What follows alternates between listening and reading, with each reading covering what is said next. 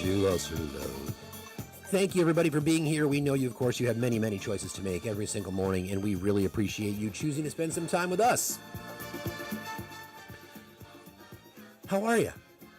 By the way, gas prices up again, another couple of cents. We know the situation with eggs. They're up 41% in some cases. Nationally, they're up 25%. The Dow Jones closed down 150 points on Friday, and it's down this morning a half a point before early hours trading. All that winning. Thanks again for being here, everybody. You know the drill. Please consider joining our team. Tapping is clapping. Sharing is caring. We do have a gifting goal today. Please consider contributing to that. We do know that you can re-gift. You can load up on your gifts in the TikTok store, the TikTok shop, and TikTok is back on Google Play and in the Apple Store.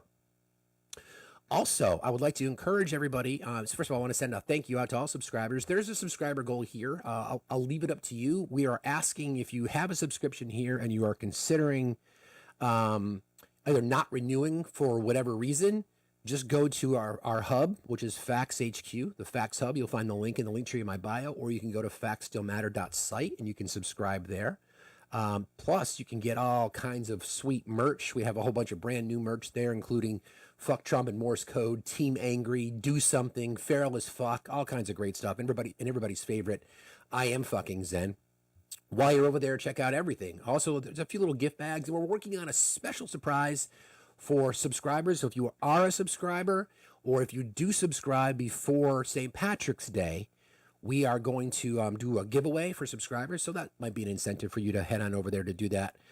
Real quick, I just want to thank a couple people who subscribed recently, including Jenny Jen, Meredith, Jess Meows, TT, Christian Keller, Chris, B Fitz, CYB, and Forest on Fire. Thank you guys very, very much. All right, so this morning at 9 o'clock, excuse me, this morning at 9 o'clock, we're going to be joined by Gay Valmont. Gay is running for,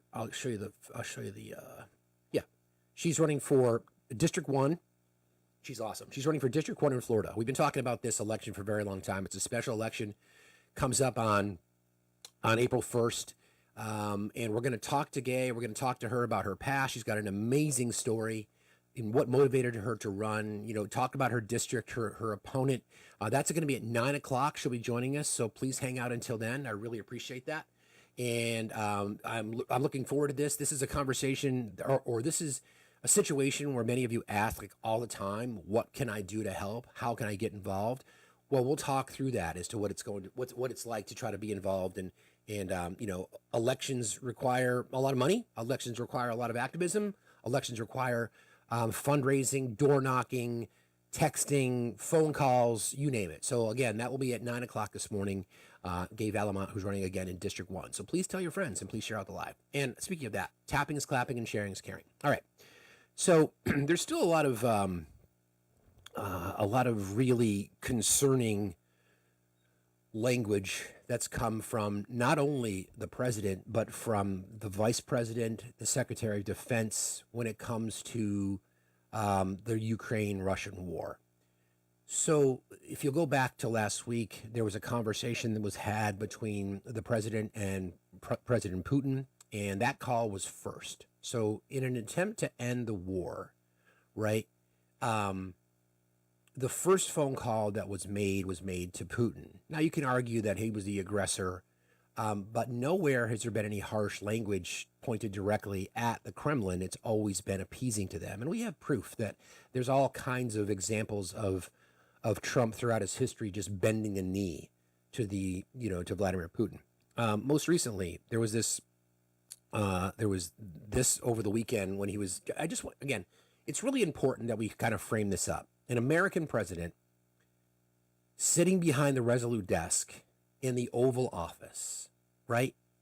Again, American president sitting behind the Resolute desk in the Oval Office, and he says these kinds of things.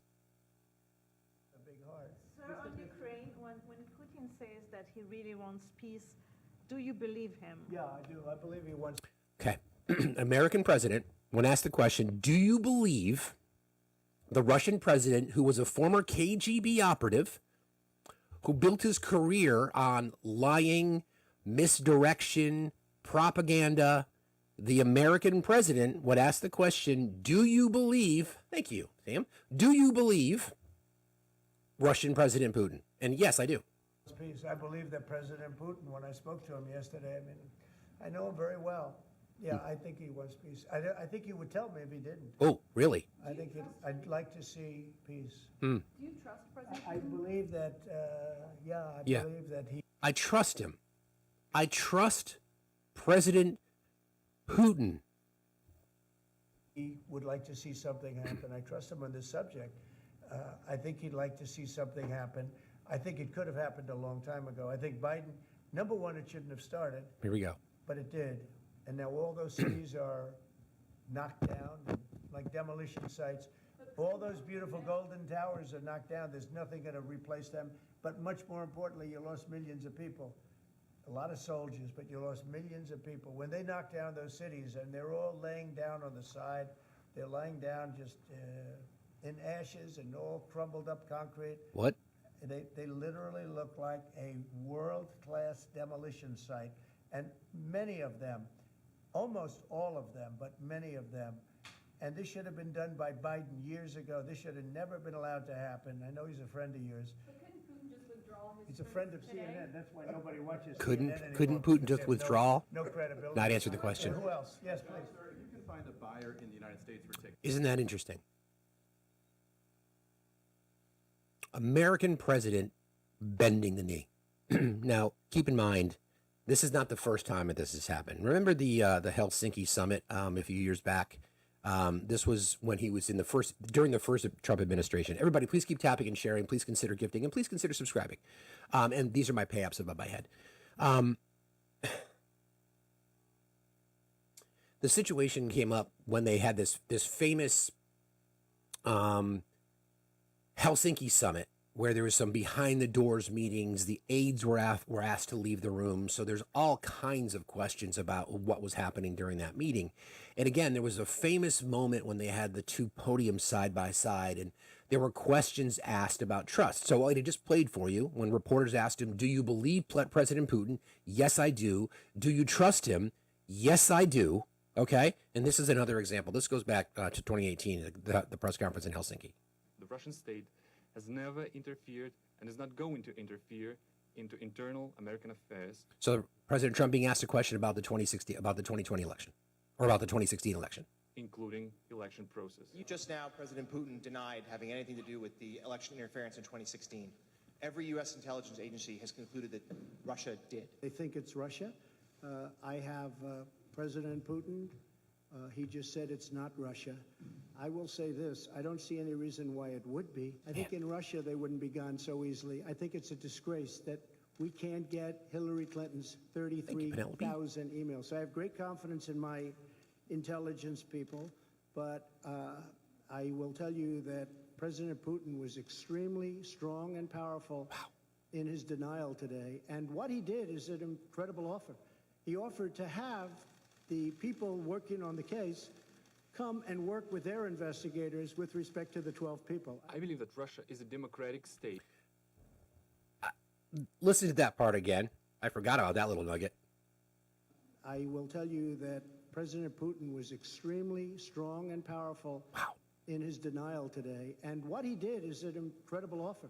He offered to have the people working on the case come and work with their investigators with respect to the 12 people. I believe that Russia is a democratic state, and I hope you're not denying this right to your own country. You're not denying that United States is democracy. Remember, Russia, if you're listening, you know, the whole situation with Hillary's emails. And just as a follow-up to that, global intelligence services, not just the U.S., but some of our partners, I wouldn't even consider allies, even Trump's own people, Chris Wray and others, told him that absolutely Russia infiltrated the 2016 election. They did it again in 2020. They did it again in 2024. It's nothing new. The American president saying how strong Vladimir Putin is, saying, I have no reason not to believe him.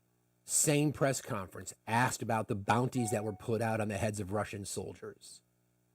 And he said, I have no reason to think otherwise. Why would he do that? He would tell me Putin is playing him, which is what the KGB does. They're known for this. It is absolutely an embarrassing state of affairs that we would have an American president bending a knee. And it gets even worse because of, in advance of any potential negotiations, which by the way, you don't ever play your cards before. I mean, the art of the deal, like you're such a great negotiator, you basically you give the keys to the car to Putin. What does Putin want? He wants the territory that he took, if not more, and he doesn't want Ukraine to join NATO. So remember when Pete Hegseth was at this most recent event? What did he have to say? Let's just listen. We want, like you, a sovereign and prosperous Ukraine. But we must start by recognizing that returning to Ukraine's pre-2014 borders is an unrealistic objective. Chasing this illusionary goal will only prolong the war and cause more suffering. A durable peace for Ukraine must include robust security guarantees to ensure that the war will not begin again. This must not be Minsk 3.0. That said, the United States does not believe that NATO membership for Ukraine is a realistic outcome of a negotiated settlement. Instead, any security guarantee must be backed by capable European and non-European troops. If these troops are deployed as peacekeepers to Ukraine at any point, they should be deployed as part of a non-NATO mission, and they should not be covered under Article 5. There also must be robust international oversight of the line of contact. To be clear, as part of any security guarantee, there will not be U.S. troops deployed to Ukraine. Secretary of Defense of the United States, the President of the United States, the Secretary of State of the United States, basically telling Putin that, by the way, no need to worry. We don't think you should have to give the territory back that you illegally took in the first place. And by the way, we're not going to allow Ukraine to be in NATO. First of all, it is not the U.S.'s choice. Ultimately, they get a vote, so they can deny it. But the claims that are constantly made are examples of Russian propaganda that the president utters. And we went through this exercise last week. Let me see if I can find it, because I think it's important. It's relevant for right now. NATO promised Russia it would not enlarge after the Cold War. That was the claim that's been made. The myth that there was a promise by Western leaders not to allow new members to join has been circulating for many years and is actively used in disinformation campaigns by the Kremlin since the start of the Russia war in Ukraine. While records show that in the initial stages of discussions about German reunification, U.S. Secretary of State James Baker and his West German counterpart Heinz-Dietrich Genscher floated such an idea with each other and with Soviet leaders in 1990, but diplomatic negotiations quickly moved on and the idea was dropped. NATO's founding treaty, signed in 1949 by the 12 original members and by every country that has joined since, includes a clear provision that opens NATO's door to any European state in a position to further the principles of this treaty and to contribute to the security of the North Atlantic area. This has never changed. No treaty signed by NATO allies and Russia ever included provisions that NATO cannot take on new members. Decisions on NATO memberships are taken by consensus among all allies. Describing NATO's open door policy as, quote, expansion is already part of the myth. NATO did not seek out new members or aim to expand eastward. NATO respects every nation's right to choose its own path. NATO membership is a decision first for those countries that wish to join. It is then for NATO allies to consider the application. An American president spewing Russian propaganda.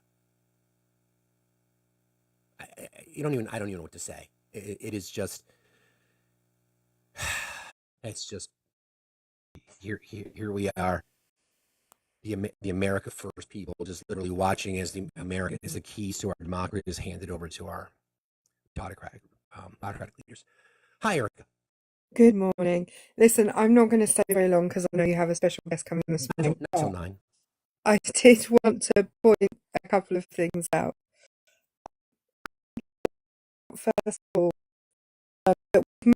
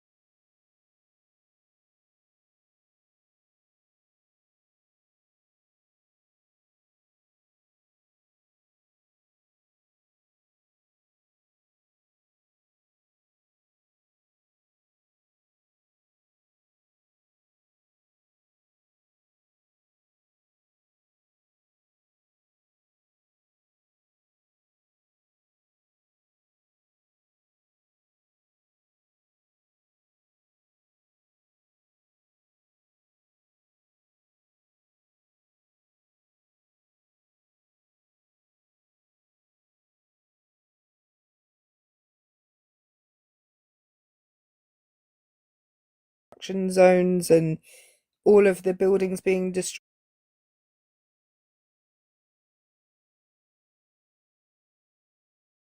Nobody can live there. It's too destroyed. I wonder how long it will be before he goes in and says, but we can build it again. Greg made this for you. There we go. Thank you very much. How thoughtful of you. Happy late Valentine's Day, everybody. But I also want to point this out. Donald Trump has done this before. This is exactly what he did with Afghanistan. He left out the country that was actually affected by the problem. He engaged with the enemy only, and he didn't consult any of the US's allies. Now, my understanding is, I don't know, Facts, whether you would agree with me on this, but my understanding is that NATO are the US's allies and not Russia. That's my understanding. Yeah, mine too. You know, I always thought NATO was sort of created to, to fend off Russian, encroachment and things like that, as a defense organization, not as an offensive organization. No, absolutely. And it just amazes me that Donald Trump, in one hand, can say our allies should be doing this for us, and then be saying, but we're not going to do anything for our allies. And then also, by the way, Russia, now appearing to be closer to Russia than any of the US's allies. What? That's right. So it was just more of the fact checking specifically, when they talk about NATO expansion. Again, that's Russian propaganda. NATO is being aggressive, which you've also heard from Pete. From Russia's perspective, NATO is being aggressive. Again, that's more Russian propaganda. The fact, NATO is a defensive alliance. Allies work together to deter aggression and to ensure that NATO is prepared to defend all allies in case of attack. NATO does not see confrontation and poses no threat to Russia or any other nation. NATO did not invade Georgia in 2008. Russia did. NATO did not invade Ukraine in 2014. Russia did. NATO did not invade Ukraine in 2022. Russia did. NATO made significant efforts over many years to establish a strategic partnership with Russia. They established the NATO-Russia Council in 2002 and worked together on issues ranging from counter narcotics and counterterrorism to submarine rescue, civil emergency planning, including during periods of NATO enlargement. It was Russia that gradually chipped away at a peaceful cooperation with its pattern of increasingly aggressive behavior from Grozny to Georgia and Aleppo to Ukraine. NATO allies engaged in persistent diplomatic efforts to convince Russia to change its course. NATO held the last meeting of the NATO-Russia Council in January 2022 to call on President Putin to step back from the brink. President Putin chose war. And I like, even prior to the invasion of Georgia, I'm not sure how much many Americans know about Chechnya, but this is the latest in a long list of former Soviet bloc states that have been invaded, taken over, influenced by Putin. It's just again and again and again the same thing. And yet we go through these exercises again and again and again and again and trust that these people are going to do a different thing to the thing they've done every time. And I just think, sorry, I'm a bit, my voice isn't great today. I just think we're not, certainly, and whether this is by design or by accident, the Trump administration appears determined not to learn any of the lessons of history. Just determined to not. And my only conclusion because a lot of those people are not stupid. It's not even about necessarily not learning from history. It's literally using Russian propaganda to convince the American people that Russia's not as bad as they think. That's the worst part. I mean, again, an American president sitting behind the Resolute desk saying that he believes Putin, that he trusts Putin. That is staggering to me. The party of Reagan, who, you know, again, despise him as much as we all do, but literally sitting there telling the American people that and not the first time, goes back to Helsinki. I have no reason not to believe him. I don't know why it would be Russia. President Putin told me it wasn't. I was going to say something else and it's escaped my mind. Oh, this is what I wanted to say. It's ironic to me that J.D. Vance would make a speech in Munich regarding free speech in Europe and, the fact that European democracies are fragile. Every democracy is fragile, and what is happening right now in the US is a demonstration of how fragile democracy is anywhere. But the fact that he would talk about free speech in Europe whilst Donald Trump is patting the back of Vladimir Putin, who actively unalives former Russian dissidents who moved to other countries. He's done it to one Russian dissident in this country and has attempted to do it to another. Yeah, this is what J.D. Vance had to say. I look to our very dear friends, the United Kingdom, where the backslide away from conscience rights has placed the basic liberties of religious Britons in particular in the crosshairs. A little over 2 years ago, the British government charged Adam Smith Connor, a 51-year-old physiotherapist and an Army veteran, with the heinous crime of standing 50 meters from an abortion clinic and silently praying for 3 minutes. Not obstructing anyone, not interacting with anyone, just silently praying on his own. And after British law enforcement spotted him and demanded to know what he was praying for, Adam replied simply, it was on behalf of the unborn son he and his former girlfriend had aborted years before. Now, the officers were not moved. Adam was found guilty of breaking the government's new buffer zones law, which criminalizes silent prayer and other actions that could influence a person's decision within 200 meters of an abortion facility. He was sentenced to pay thousands of pounds in legal costs to the prosecution. Now, I wish I could say that this was a fluke, a one-off crazy example of a badly written law being enacted against a single person. But no, this last October, just a few months ago, the Scottish government began distributing letters to citizens whose houses lay within so-called safe access. Standing there at a speech, I think it was in Munich, telling our allies that you're the real problem, that you're the threat, you're the one. Free speech is retreating. Citizens of your nations are the threat, are the enemy from within. The vice president of the United States standing there saying that to the audience again is just despicable. Can I comment on that, on what he's talking about, the situation? Yeah, sure. Yeah, I mean, okay. I mean, at the grand scale, let's not get too granular on. Yeah. So, that's not a law. First of all, he's incorrect. That's not a law throughout Britain. It's specifically a law in Scotland. The Scottish government made that law, and the law basically says that you can't protest in any way, be it through prayer or in any other capacity, within 200 meters of a women's health clinic. Okay, you can't do that. It's illegal. And why did they have to make that law? Because groups funded by the Southern Baptist Church in the USA are funding religious fundamentalists, which is what they are in this country. Only 6% of people in the UK believe that there should be no abortion. Only 6%. 87% of people are are pro-choice. So it's not even close. The vast majority of people are pro-choice. His speech gets a little bit deeper on this. He talks about more deeply about how the UK and in Europe should not be using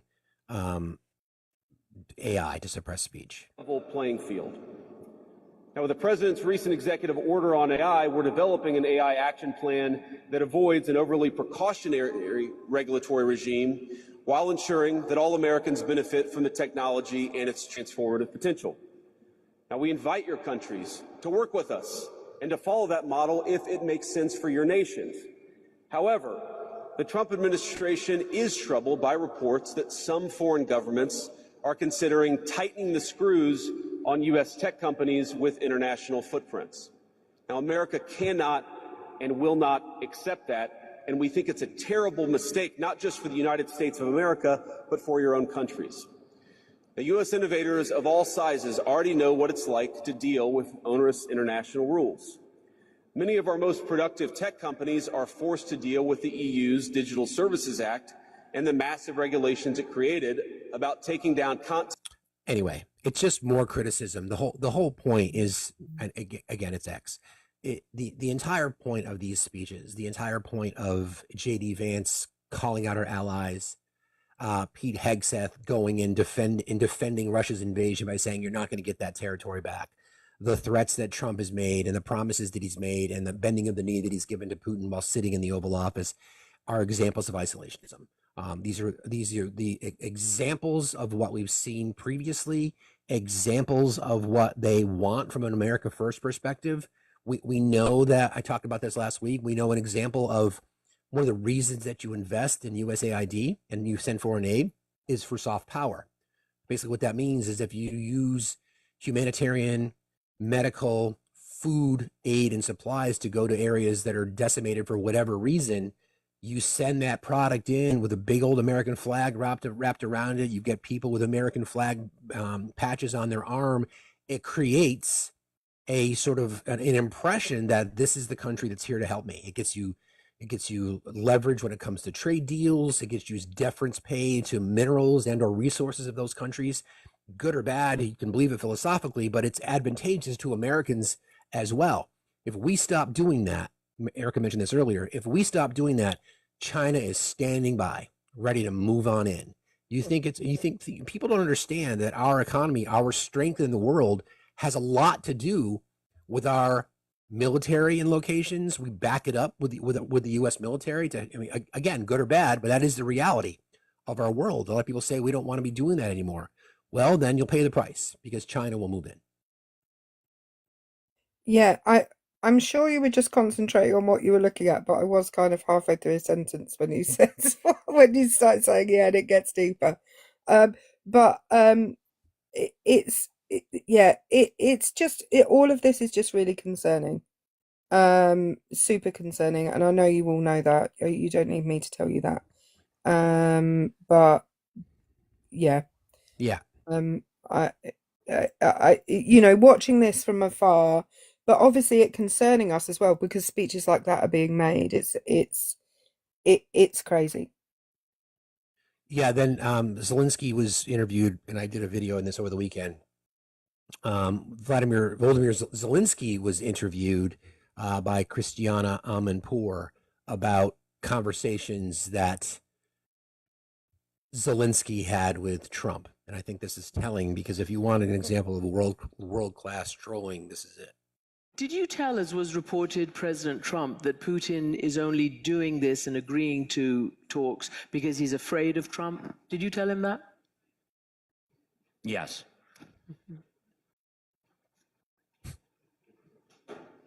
I told Trump that Putin afraid of him. Yes, and he heard me. And now Putin knows. That's the best.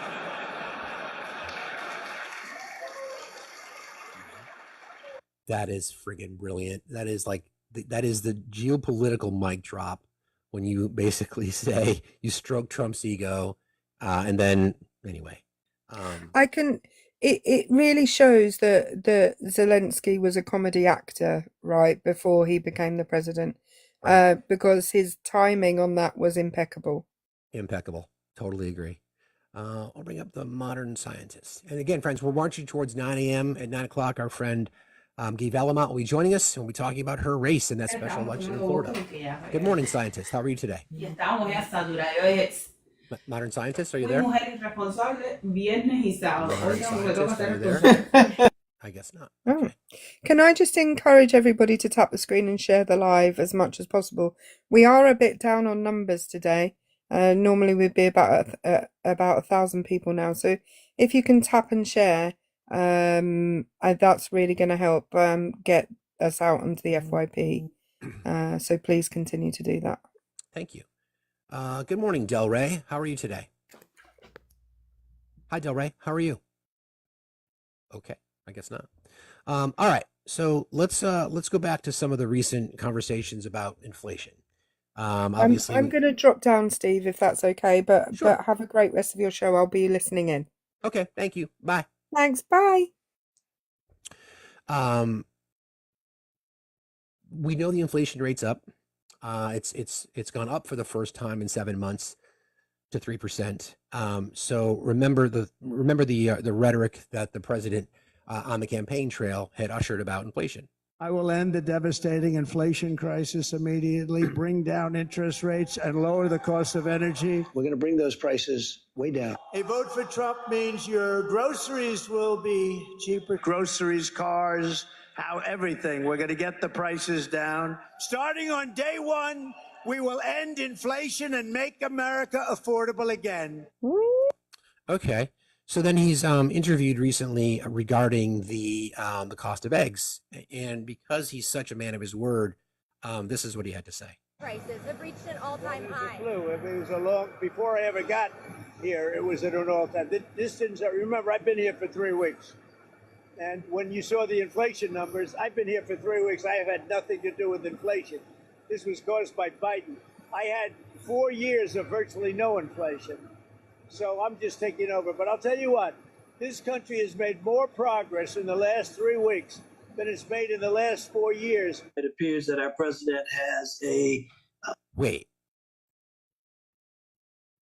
Hold on. Hold on a second. Have reached an all-time high. It was before I ever got here, it was at an all-time. Remember, I've been here for 3 weeks. And when you saw the inflation numbers, I've been here for 3 weeks. I have had nothing to do with inflation. This was caused by Biden. I had 4 years of virtually no inflation. So I'm just taking over. But I'll tell you what, this country has made more progress in the last 3 weeks than it's made in the last 4 years. It appears. Okay, so inflation is not his fault. Okay, inflation is not his fault. It's Biden's fault. But the country's made really good progress in the last 3 weeks. Okay, yeah, that makes perfect sense. All right, I want to talk a little bit about our friend Elonia. Although we do have, I'll bring up Neckbeard. Good morning, Neckbeard. How are you today? I'm okay. How are you? Doing fine, thank you. What's on your mind? Fine, thank you. What's on your mind? Yeah, I just wanted to take a moment to remind everybody. I know these times are trying, and it can be a lot. And so I want to remind everybody, yourself included, that you need to take a little time and take care of your mental health. I know that's something that I've been neglecting, and I'm taking steps today to help and get myself into therapy, and I hope that everybody does the same. Good for you. That's a good call, man. I appreciate that. Good for you. Thanks for that reminder, brother. But that's yourself included, Facts. I hope you're taking care of yourself too. I'm doing the best I can, my guy. I shoveled all weekend, so that was my therapy. I appreciate that, brother. Oh, okay. Thanks for reminding us of that. I appreciate you. Have a good day, okay? All right. All right. See you, buddy. You too. That's fair point. Fair point. We all need to do that. Good morning, Shay. How are you? Good morning. I'm a little concerned. I heard about the antidepressants and anti-anxiety and antipsychotics thing that RFK Jr. I'm sorry, is that his name? Is trying to do, and it's really concerning me because that's something that I need to function and for my job.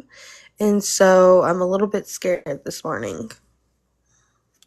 I haven't read into it enough. I don't entirely know. We'll do some research on that for you, though. Yeah. I read that it was supposed to just be for children to see the efficiency in children being on those types of things, but a lot of things that I've read also seen is that it's a slippery slope to banning it altogether. And something about, now I don't know about this, but something about wellness farms or something like that, which just sounds crazy to me. Yeah, I've heard about that. I've heard references to things like that. Again, I don't know all the details on that, but we can look into it a little bit more, Shay. Yeah, for sure. I'll be here with you this morning. So thank you for having me up. You got it. Thank you, Shay. I appreciate you very much. Thank you. Bye-bye. Bye. There's a lot to look into with RFK. He's the person that's now in charge of our health. That is pretty scary. All right, I want to play a couple of reminders. Again, coming up in just a little while, Gay Valmont joining us at the top of the hour. Gay's running for that congressional seat in District 1 in Florida to replace Matt Gaetz' old seat. We always joke that when she fills his seat, she'll have to disinfect it first, but we'll talk to Gay at 9 o'clock. So please, everybody, if you could tap like crazy, get us out to the FYP so that we can have a large audience in here for Gay. You remember the conversations that Elon was confronted with the lies about the condoms in Gaza.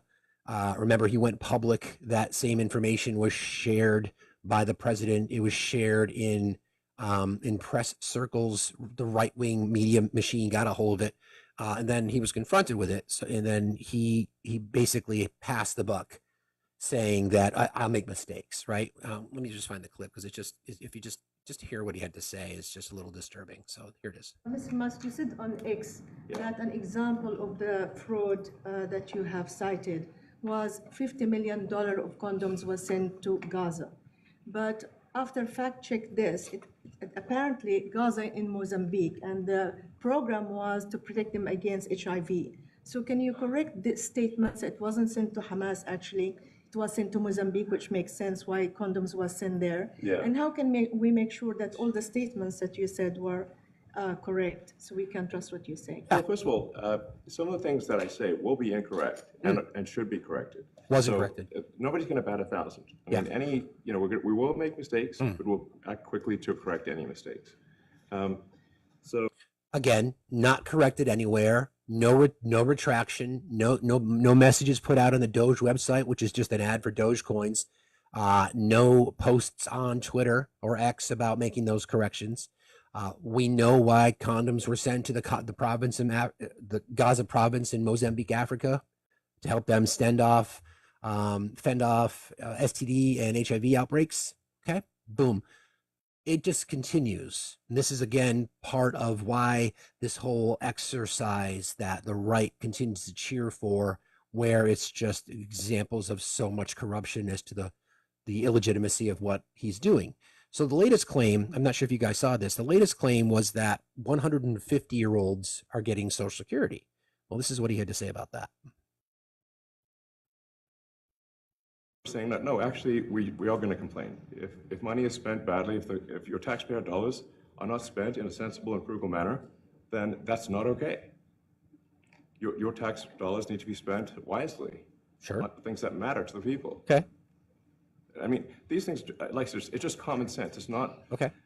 It's not draconian or radical. I think it's really just saying, let's look at each of these expenditures and say, is this actually in the best interest of the people? And if it is, it's approved. If it's not, we should think about it.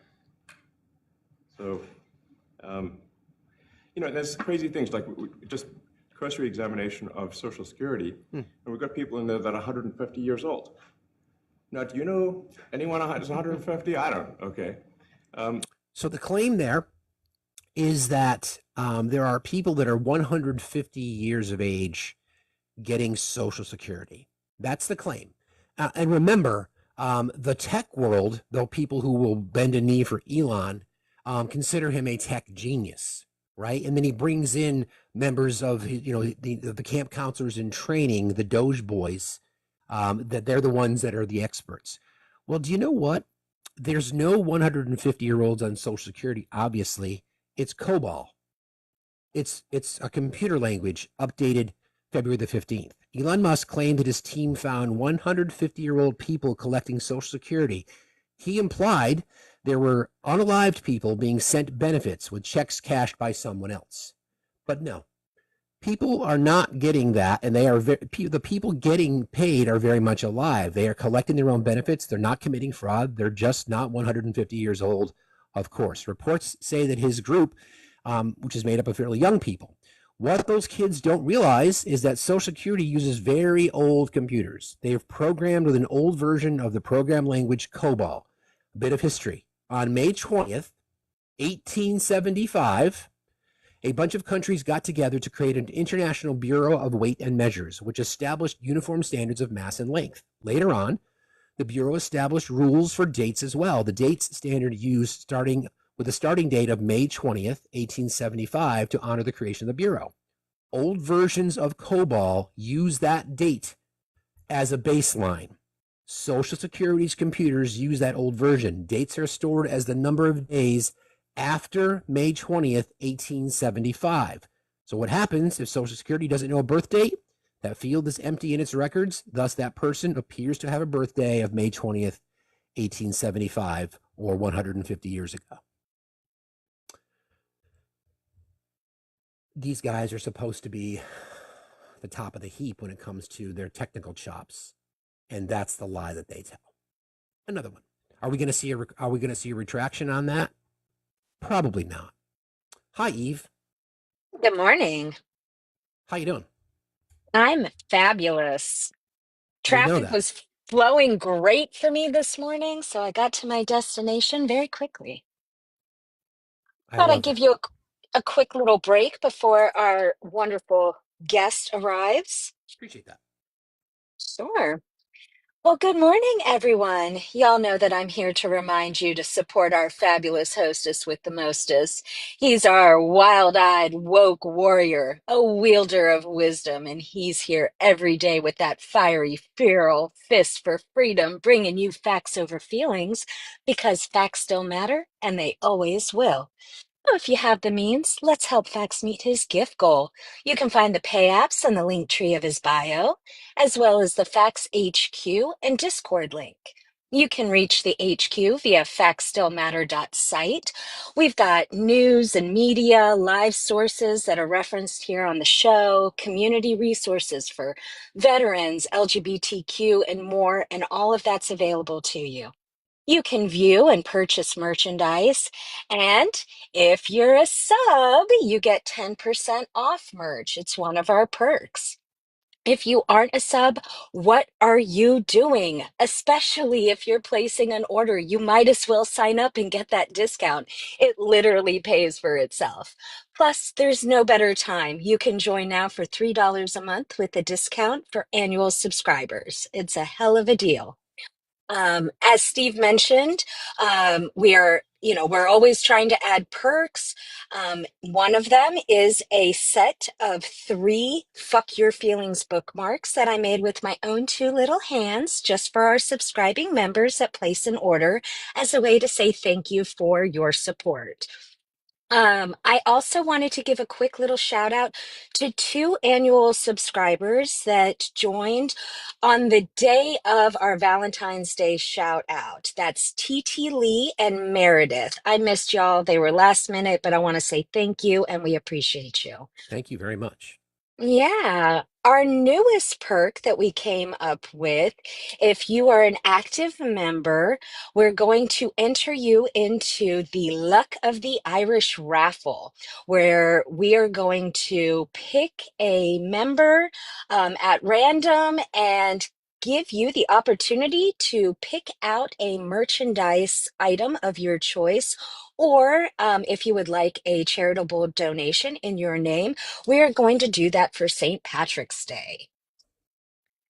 So thank you, Steve, for offering to give one of our members that free item. That is very generous of you. Love that. Sure. Yeah. So it's obviously we could do more if we could, but that's our contest for now. So Yeah. all subscribers leading up to St. Patrick's Day, our giveaway is going to be either a merch item of your choice or a comparable charitable donation to the charity of your choice. Yeah. And we've got more stuff coming. We're always coming up with new ideas every day. I also want to direct y'all to the mutual aid channel of the Discord. We've got a few folks that are looking for some help. If you can spare a couple dollars, please do so. No amount is too small. It all adds up. And speaking of Discord, if you're just looking for a fun-free forum for the Fax family to frolic, then Discord is the place. It is the premier social hub. And if the link doesn't work, then just try to copy and paste it in a browser. That usually works, or reach out to a moderator and we'll hook you up. When you join, please open a ticket and verify your account so you can get access to the whole server. We work hard to maintain that as a safe space for our community. But if you have questions, you can ask away in the unverified lobby and we'll walk you through it. Now, if you haven't already, please click that follow or heart me up at the top of the screen next to Fax's name. You can join the team for the cost of a penny. You can do this every day and it helps to keep us relevant and on the FYP. I mentioned there is a gift goal and we'd love to reach it, but if you can't donate, no worries. All that we ask of you is that you interact in the comments as well as tapping your little hearts out. It's always free to tap and share out the live. If you don't have any friends, well then just click the copy link. It works the same as the share and no one will be the wiser. Plus our chat is the best possible place to meet some great new friends. True. After this live, when you have a chance, head on over to YouTube and subscribe to Facts Still Matter there. Like a video or 2 while you're over there. You can rewatch any shows for information that you might have missed. Subscriptions on YouTube are free, just like following your favorite creators here on TikTok. So with that, I'll just say, be kind, smile at a stranger, and have a fuck your feelings kind of day. Thank you, Eve, for everything. I appreciate you. You ready? Absolutely.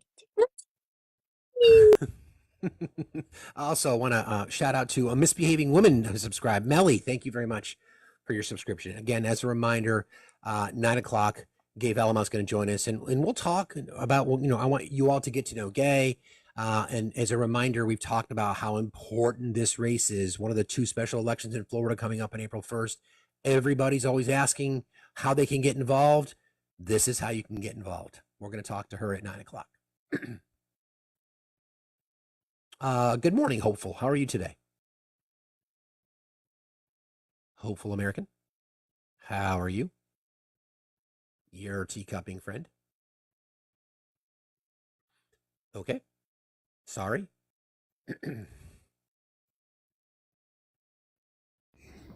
Good morning. Hi, Tia. How are you today? Oh, surviving. Indeed. I have a quick question. I don't know if you can answer it.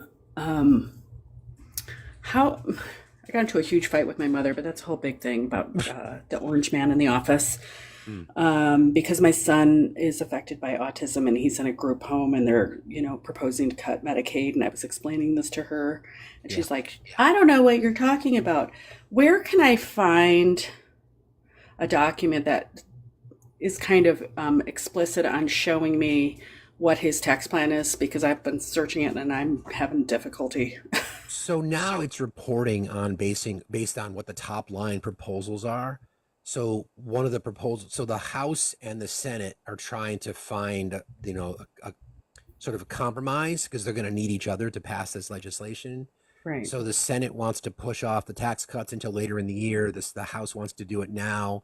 One of the proposed cuts to pay for the tax cuts, which is they're going to add another $3 trillion to the deficits. One of the proposed cuts just happened to be a round number of $880 billion, which is Medicaid's budget. So we don't have the from A to B, like exactly what the numbers are, but we know what the top line numbers are. So as we get a little bit closer, I think this is going to be a big fight because there are budget hawks in the Freedom Caucus in particular in the House. When I say budget hawks, people who really want to cut. They want to cut even more, which is not appealing to moderate Republicans, those that are in swing districts. So this is a fight. So I guess the easiest way to say it is they want to extend tax cuts to the rich even deeper than the last time. And to pay for that, they're going after social programs like Medicaid, like Head Start, like food stamps, like WIC, stuff like that. Yeah, I tried to explain that. But she's like, where are you getting your information? And then I get kind of fumbled and I'm like, I need to email her something. Because I think it's really serious. I mean, I'm scared for my son. I'm scared about all of this because it affects us deeply. It affects every American, but Yeah, it does. I just, that's the cruelty is the point. There's a congressperson, his name is Rich McCormick. He's from Georgia. He basically thinks that young people, they don't need free school lunches. They should just go and get a job. There are people who are Head Start recipients that are 5 and 6 years old. In his mind, they should just go work just because, I worked through high school. That was my choice to work through high school. I wanted money because I wanted to buy a car. Right. Piece of shit car that I bought with my own money. But his claim is that everybody should just get a job. So the cruelty is the point. But the funny thing about it is that in that case, he's worth between $5 and $8 million, and he will benefit from a tax cut. But yet, kids are just supposed to go and work. Yeah, and that whole thing with RFK, which I heard you earlier, you don't know about that yet, but if you look into that, this thing about him doing wellness camps and taking away medications for a lot of kids who are on the spectrum need these medications. If you take that off of my son, you're going to have a very aggressive human being on this planet. So I'm like, no, we can leave him on medication. I mean, he's older. They're talking about the kids, but what he's saying, wellness farms, equals camps. I mean, it's terrible what his idea is. Like, people aren't getting 1930, I guess. Again, you're right. I mean, again, history doesn't repeat; it rhymes, though. These are examples of just using the influence of religiosity and whatever it might be to influence our society in ways that our Constitution was not set up for. It's anti-American. It's anti-Constitution. It's anti-freedom. Yeah. Well, I'll let you go. I know you have some interview coming up soon, so I'll just sit here and listen down in the comments. I appreciate you. That. Thank you, Tia. Right. You have a good day. See you later. Bye. Okay, I see Sam requested. Excuse me. Hey, how's it going? Hey, Sam, how are you today? It's going. I heard you talk about the Doge thing earlier, and I've been trying to explain to a lot of my friends who are even just center right or more right leaning that like there was an opportunity with Doge. Like, hey, you know what? If you really want to prove people wrong, actually do the things you say you're going to do. But the problem is like the transparency, especially like if you're going to go after frivolous government spending, by all means do so, but do it transparently and do it correctly. Like I like that previously. My example that I give is I had a problem personally with how certain U.S. aid was being spent. But in order to do that and back that up, I was able to go to the USAID website because all of that was public. I could go to a specific example and go, look, I don't think this is being spent properly. They're openly admitting in this that it's not necessarily audited properly once it leaves our hands, and that we're basically just here, please use the money for this. Good luck. And then I didn't like that, but I could use the USAID website and prove that. But the second they took the USAID website down for a little bit. And my thing was, cool, you can tell me that money's being spent frivolously in these locations. Cool. I want to verify that. Trust but verify. I want to be able to go to the USAID website and verify that. But I can't now. And instead, I have to rely on a Twitter community note that links to a New York Post article that now ends up not being true. Yeah, Like, or the what Daily was the Mail. point of this? Yeah, or the Daily Mail, or things like that. Yeah. Or claims of all the fraud and corruption that they found when they go out publicly and say, "Oh yeah, $50 million for condoms in Gaza," and then the president says they're using it to make boom booms, when in fact that's not true. 150-year-old people receiving Social Security benefits, and again, that's not true. So it's just and there's still people on the right that I was listening over the weekend as I often troll right wing lives. Remember, I go there so you don't have to. You're welcome. And they're sharing the lie. 150-year-old people getting Social Security. I mean, again, this is how dangerous this is. And I'm with you. If there's fraud, corruption, and waste, sure, let's go through it. But these agencies do audits, and remember, this money is congressionally appointed. So like you can even point out that like on some of the audits, like, hey, finding something like my specific stuff was there were certain things that money was spent on in South Africa where it was basically, hey, please use it for your healthcare system. Good luck. And then it was later found out, hey, it ended up going to corrupt politicians. I had a problem with that, but I could prove it.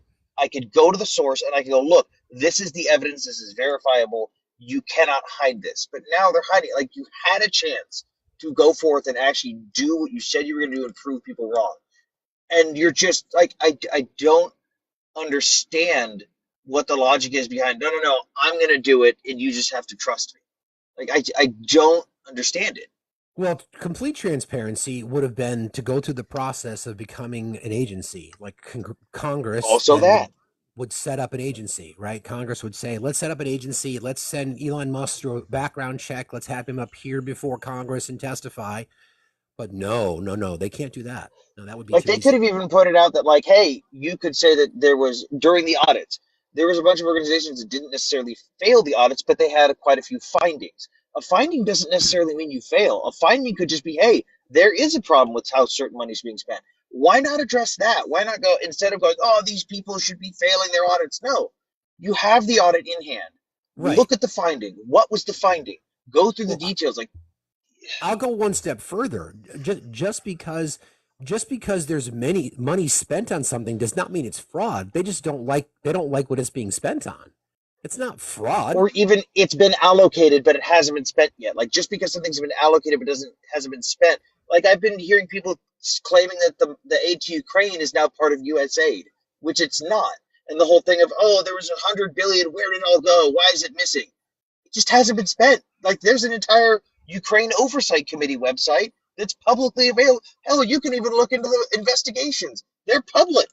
Like all of this stuff is publicly available and nobody's using it. Yeah. I mean, I think that's the biggest issue for people. And, literally we have a billionaire who's pulling the strings, the puppet strings, literally, who's a proven liar. He's lied his way in through this entire thing. Numerous examples. He keeps claiming that he will go back and correct the error of his ways, that they'll retract statements. And of course, you've not seen any of it. I just love, did you catch the little clip of what his son was saying to Trump? Sure did. I could not believe that Trump just sat there and took that. Like, even for Trump, come on. I know. Thanks for jumping in today, Sam. I appreciate it. No problem. Thanks for having me. You got it. See you later. Yeah, I think that's really the whole point of this entire exercise, right? You've got think about what the biggest complaints were that were coming from the right, unelected bureaucrats. Specifically, Project 2025 was built on this model that there are too many in the administrative state, referred to as the deep state, meaning civil servants, career civil servants, people whose names you don't know, people that are apolitical or agnostic politically, right?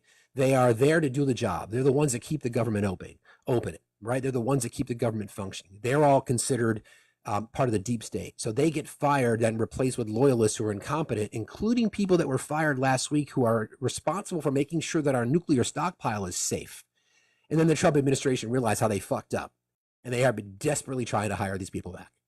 So that's an example of what happens. And you get this guy, the richest man in the world, who feels like he can just make these claims about whatever, and people will just believe it. Once again, just because there's money being spent on something does not mean it's fraud. Now, you may not agree with spending money in the province of Gaza in Mozambique, Africa. You may not agree. You may feel like we should just let that country suffer and risk having HIV/AIDS spread, or tuberculosis or hemorrhagic fever or whatever it might be in another part of the world. You may not agree with spending money there. It doesn't mean it's fraudulent, but there are reasons why these things happen. There are reasons why we invest in nations abroad. And we talked about this earlier. Part of the reason that you do it is that you have what's called soft power. You get this model where the United States is the one that is delivering food, that is delivering medicine, that is delivering humanitarian aid and supplies, and that gains you a lot of leverage. You may not agree with that foreign policy, that U.S. foreign policy, but there's so much to gain from it, right? There's just so much to gain, because if we don't do it, someone else will, and that someone else is China, and they will create that model where the countries feel like they're a more reliable trading partner. They're a more reliable diplomatic partner. So again, just because you don't agree does not mean there's fraud. All right, I hope everybody can understand that. All right, just I'm waiting on Gay. Let me just check here to see if there's a request yet. Not yet, but just want to bring up this background because I'm sure Gay will be joining us shortly. Everybody, please continue to like and share the live. Really important that we get this conversation out to the FYP today. Actually, that's not the one that I want. Sorry, I'm not feeling so well today. I just realized that. Here we go. Okay. So as a reminder, here we go.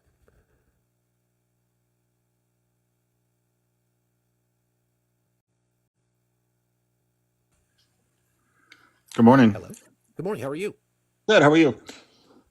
So I stumbled across a couple of MAGA lives yesterday, and I just kind of sat back and listened. And I know that we've said so far that Doge wasn't officially created by Congress, but what they're saying is that it's a rename of a thing created by Obama, the United States Digital Service. So they've renamed it into Doge, and that's how they've, figured out how to get around it, basically, without it being created. That's on the, so it said it's on the MAGA lives, and I went in and did some research, and Fred, I'm gonna drop you down. Our special guest is here, but thanks for joining today. Okay. I appreciate you. All right, let me do this. Let me make this change here real quick. Hold on a second. Good morning. Hold on. Can you hear me? Yes, I can. It's so nice to have you here, Gay. It's so nice to meet you. I appreciate you for joining us today. Are you able to turn your camera on? I am trying to. I gotcha. I'm on my phone, so I couldn't pull it up on anything but my phone. So that is a problem. Well, that's good if you can figure that out. It doesn't look like you have access on this account, but that we can work it out.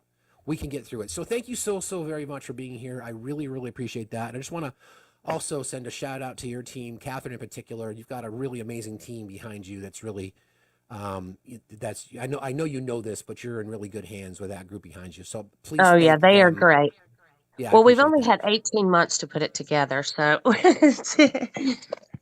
Yeah, I mean, well, let's just jump on in. I really appreciate that, friend. So we're joined by Gay Valmont. Gay is running in District 1 in Florida to replace Matt Gaetz in Congress. And the special election is coming up on April 1st. So why don't you tell us a little bit about yourself and kind of tell us why you decided to get into the race?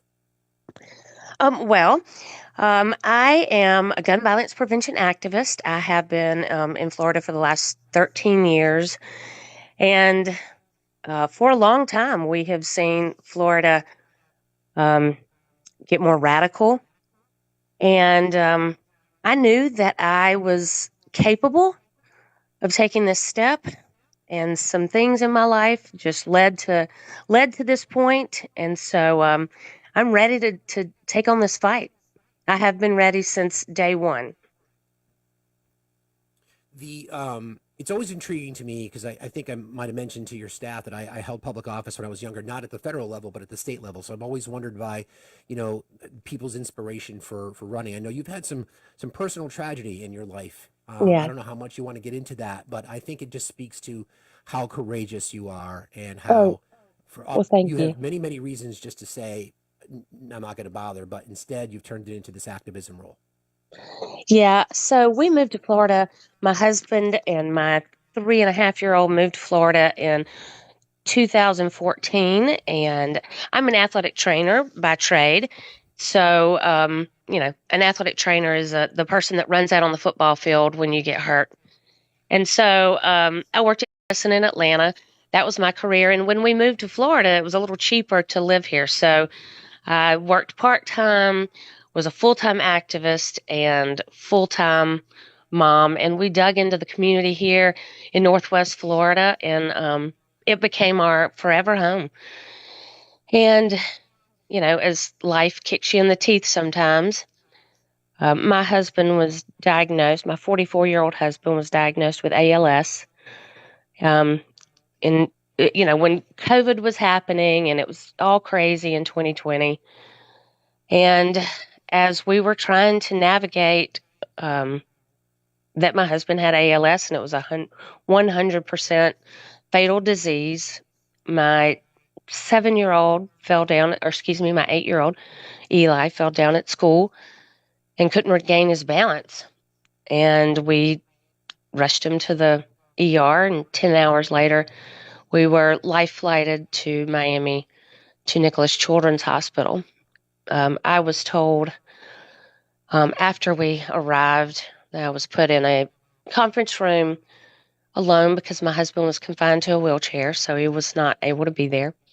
And I was told that my 8-year-old, perfectly normal, fun-loving, loved music, loved to dance child, brilliant, had a terminal brain tumor, a DIPG brain tumor, and that he had about 6 months to live. And so we did everything for that last 6 months to love and to take care of him. I was their full-time caregivers until my son passed away 3 years ago in September. And then 6 months later, my husband died. He will have been gone 3 years this coming April. So I tell people that story not so that people will feel sorry for me, but so that people will understand who I am, because I can't tell you who I am without telling you about my family. I will live in grief for the rest of my life. But what led me to this place is, everybody said, run for office, you should run for office. And I just couldn't see how that would happen with trying to raise a 8-year-old. And I got an alert about 6 months after my husband died on my phone as I was staring at the water. And Matt Gaetz had filed a federal stand your ground bill. And I knew at that point that there was nobody better to fight him on stand your ground than me. So I got a fire in my belly and I got up and I started working, and I haven't stopped since. Obviously, I'm so incredibly sorry for your loss. I'm equally admired by your strength, though, because like I said earlier, you would have every reason to just curl up in a ball and live your life. But instead, you took the opportunity through whatever it was. Me, hearing what Matt Gaetz did in regards to stand your ground was enough to kind of push you to the point where you're now in the fight. So on behalf of all of us, thank you for that. Sure. We have I've talked about this publicly here. My daughter is a 2-time cancer survivor. Oh, wow. And I'm wondering how you feel when you see articles or budget cuts introduced that will take away funding for childhood cancer research. I'm sure you've seen legislation where they want to remove benefits. So as a member of Congress, I'm thinking optimistic. I'm going to choose to see that's full. We'll talk about your district in just a second. But as a member of Congress, you would be in the process of dealing with things like this, these large budget Absolutely. items. Yes. So and I think just in general, people just have a negative view of Congress. So if you were in a situation like that, what would you tell voters in your district about, budgets and the draconian sort of attacks on social safety nets that you see from the Trump administration? Yeah. Well, I have a personal connection, obviously, to childhood cancer writ large, but I donated my son's brain to research. So to me, it's personal. I know that, especially with ALS research, that it takes research to make things even just a little bit better, even if it just saves one life. Those of us that have lost our children would have done anything to save our children. And I'm taking that passion with me to Congress because I couldn't save my child, but I hope I will save the next one. And ALS research is critical. There are many drugs in second trials and third trials that need to be expanded to people that are 100% going to die. So why are we not using those drugs on the 100% fatal disease that we have? So I will always fight with passion to make sure that people get the care that they need and save medical research, save our relationship with the NIH. Yeah, I'm just your story is just so inspiring for so many, Gay, and I just again thank you as someone who's also suffered through family tragedy. I'm just so grateful for what you're doing. So thank you on that front. Thank you, and I'm so glad your child is cancer free. That is fantastic. Thank you for saying that. Let's talk about your district. Yeah. I know that we often hear that your district is very red, which I think you would agree it is. Okay. It is. But let's talk about your district. Let's talk about the typical voter in your district and what you're trying to do, what you're doing in your district to try, and that will lead us into our conversations about volunteerism, because people who join me every single morning are always asking, what can we do? What can we do? So we can get into that in a second, but tell us about your district. Yeah, our district is only 20% Democrat. And so it's a very red district. But a lot of people register to vote. In Florida, you have to, be in one party or the other. It's a closed primary. So a lot of people register as Republican just so they can vote in local primaries and local elections. So there is a contingent of moderate Republicans in this district that, yes, they will vote for Trump, and yes, they are Republican, but they're not people that are on the MAGA train. They just, want tax breaks. Those, those regular Republicans back in the day, the Reagan Republicans.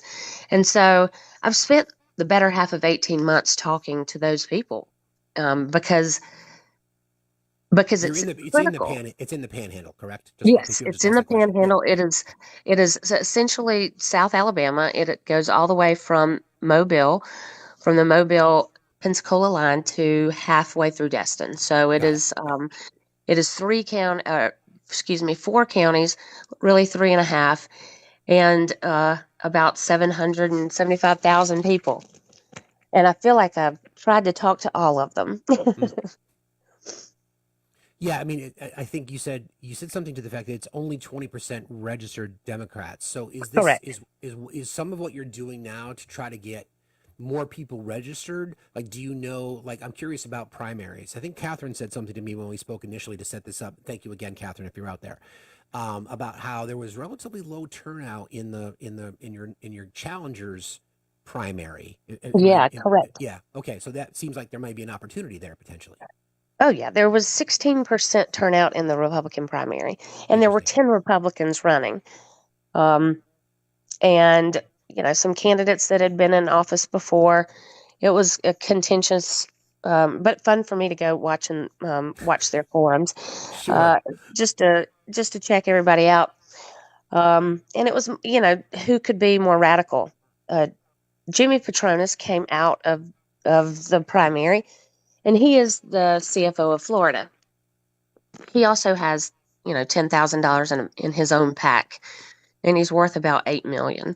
What we know about Jimmy Patronis is that he's solely responsible for the insurance crisis in Florida, and has been. That's insurance, homeowners insurance, car insurance, everything's going up. People can't afford to live. The number one complaint is insurance and the cost of living. And that is almost throughout the state, but in my district, that's the highest. It's about 50% of that is their most important issue. And it is creeping into every Floridian's life. And it is solely his responsibility. It falls under his purview. So, what I'm saying is, why would you send an arsonist in to put your fire out? It just makes no sense to me. Yeah, and I think you had mentioned, or I think I saw in one of your lives that you, by the way, we're speaking with Gay Valmont. Gay is running in District 1 in Florida to unseat or to replace Matt Gaetz in Congress, and that all of you know there are 3 special elections, one with Gay in District 1, Josh Wheel, or I think it's Wheel or Weil in Wheel in District 6 in Florida, and then in upstate New York, where Elise Stefanik used to sit. So those 3 seats, if they flip, all of a sudden the Democrats are the majority party in the House of Representatives, which stops this agenda in its tracks. So that's why we're honored to speak with Gay today. So if you are in District 1 and you're not registered, why? And then we'll get into how you can help in just a moment. You had mentioned, I think I saw in one of your lives that you did, by the way, I mean, it's not easy doing this, to sit there and talk to people, right? I know. I wish I could turn my camera on. I apologize for that. That's okay. It's okay. It's all right. No problem. Jimmy Patronis does not live in, or nor has ever lived in your district. Is that true? That is correct. He is from Panama City, which is District 2. He's from there, so he moved away from there. His family owns a seafood restaurant that's pretty popular in Panama City, but it's a completely different district and a completely different vibe. The things that they need in District 2 are completely different from the things we need in District 1. I don't know how you could represent a body of people that you don't know. So, yeah, it's kind of crazy. It's not illegal. It's just unethical. Right, and that's my next question. So when you're out talking to voters, because I know that's what you're doing, like all the time. Time. When you mention that, especially those that are in these hardcore red district, as you described it, do they know that? Do they know that the Republican nominee is not in the district and has never lived there? They do, and I think that's a bigger deal to the people of this district than anything else. We're about a homebody, place. If you live here, you know what's going on here, and it matters. It matters to know the people and to know the issues. And I think a lot of the Republicans also feel like they were taken advantage of with Gaetz and everything that he did to them. He took advantage of their vote, and now they have another Republican coming in to steal this seat who doesn't live here and can't possibly, represent the people here. So I hope that the Republicans will know and come to realize that I'm the only person that's ever wanted to represent this district, because I'll never leave here. This district means so much to me. Every corner I turn, every park I see, people here remind me of my family. And I will never leave here. I will go to Washington and do my job to represent the people here, but this will always be my home. So in District 1, when you're out, obviously you're reminding your potential voters and the constituents in your district, again, from Mobile Panhandle area, just as a reminder for folks. when you're talking to them about, what are they telling you? Obviously, I think as we discussed just previously, that Congress is not very well respected by the American voter, right? No. I No. think we'd all agree with that. I think it's approval ratings just keep going down and down and down. So what are you hearing? Like, what's the most important thing that you're hearing from your potential voters? The economy, Yes. democracy. What are some of the things that are really standing out for you? Well, I think the narrative has changed in the last couple of weeks because so many bombs have been thrown Right. at us.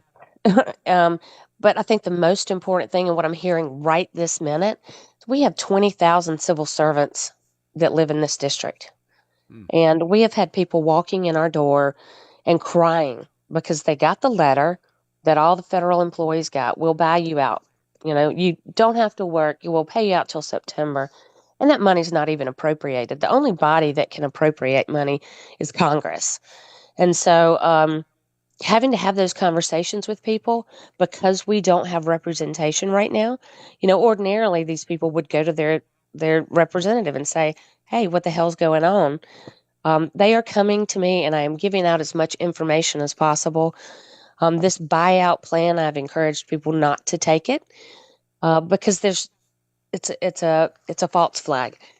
So that's the first thing. But we also are made up of veterans. We have the largest number of population of veterans of any other district in Florida.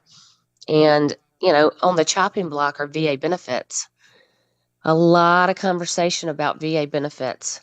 One of my platforms, one of my promises, and I will do this, is bring a full service VA hospital to this district because we have a clinic and our veterans are having to drive 2 hours one way or 4 hours the other way to get to have surgery or have any sort of procedures done, and the wait times are ridiculous.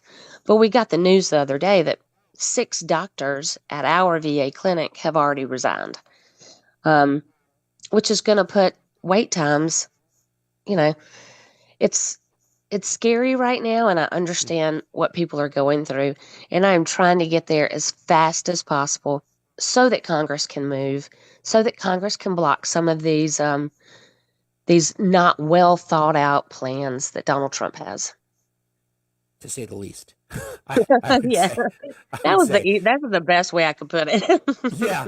A lot of comments in the chat about donations. I know that there are some rules.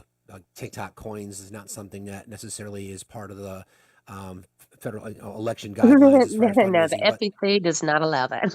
Exactly. So the link to your website is in my bio, is in the link tree that is in my bio. Is that the best way for people to donate, Gay, or what's another way people could support your campaign financially? People can always go to our website, which is gay4congress.com, and you can click the donate link, or you can also go to ActBlue and just put in Gay Valmont. And it's easy because you're not supposed to say gay in Florida, so it's easy to remember. Oh, Gay that's for right. Congress. How ironic. That's right. So, all right. So, go ahead. I'm sorry. You want to say something? I was going to say, yeah, people all the time make a comment about that, and I've had a lot of people, and it might be in your comments too. Maybe you should change your name. Maybe you should go by something else. No, that's really my name, people. My mother named me that. I think it's Gay. It's perfect. It's absolutely perfect. You were just talking about the veterans in your district and how this kind of goes into rhetoric. Yeah. When the president, the current administration, has said such disparaging things about our military and about veterans, the suckers and losers comments and things like that. Is that resonating? Right. Is that resonating with the veteran and military community in your district? Members in your district. It is, and you have to remember with the military, they're taught to be nonpartisan. Right. So, getting actual military people to talk to you, or even like retired officers, they still have a duty to be nonpartisan. But I've had a lot of complaints about what are we going to do? What about Schedule F? How do we attack this? I don't think that they feel respected, They just want their benefits. They just want to be taken care of. I'm not getting a bunch of blowback yet from what's happening so far, because these people won't feel this for months to come, right? And most people have checked out of politics. They don't want to know anything about it. It's gotten too confusing. Too many things are happening. And I'm trying to spread the information as much as possible. Don't freak out with these executive orders. We can fix it. I just have to get there to fix it. That's well said. And I was just going to ask you about that. I mean, every single day, we often joke here, although it's not a joke, but sometimes you have to laugh so you don't cry. Right. About it's the cruelty is the point, and this barrage of information that just flies at us at 1,000,000 miles an hour. Yeah. And a lot of it is disturbing by what we see. So I Mhm. know that there are some things that have already been challenged in the courts, but when you see some of the executive orders that we're seeing, like, for example, cutting aid to, Head Start programs and Right. things like that, and then VA benefits and Medicaid. Mhm. What are some of the ones that stand out the most for you that we should all sort of keep an eye on? Well, I think it's the freeze on all public comment. I mean, all public assistance. Yeah. And he can't do that. Plain and simple. That is not the duty of the president. Congress appropriates money for these programs. He can't stop funding. So that is being held up in right now. And I think that's the critical thing, because not only do people not know what's going on with their own health care or assistance, but the providers don't know as well. So some people are showing up with their Medicaid card to go to the doctor, and they're like, whoa, whoa, whoa, we have to wait a minute, because they also don't understand how the system is working. Because when I say these things were not well thought out, I mean, they literally say they're going to cancel these programs, and they don't think about the bodies left behind Right. with their decisions, because it's literal bodies. Literal bodies, absolutely, and that's always, I think, the struggle for people, especially someone in your case who's been through so much tragedy, and people who are just empathetic and by nature. I think we would all agree, like if we think about the Doge scenario, we would all agree that we'd make sure our tax dollars are being spent the way they're supposed to be spent. I think we would all Right. support that, but to intentionally inflict harm on people under the cover of there's fraud or there's waste, because I don't see how else you would explain it. Consumer Fraud Protection Bureau is a perfect example, right, Gay? Right. Where it's Yeah. an agency that's built to protect consumers. There's no reason to take away their funding. $883 million budget with a $21 billion return. Right. Maybe it had something to do with Elon Musk being investigated by that agency. I don't know. One could draw that conclusion, perhaps, right? Well, there's been a lot of information out there about the troubles that Elon Musk has with these different agencies, and they're the ones that go first, right? Right. Exactly. They're the ones that are on the chopping block first.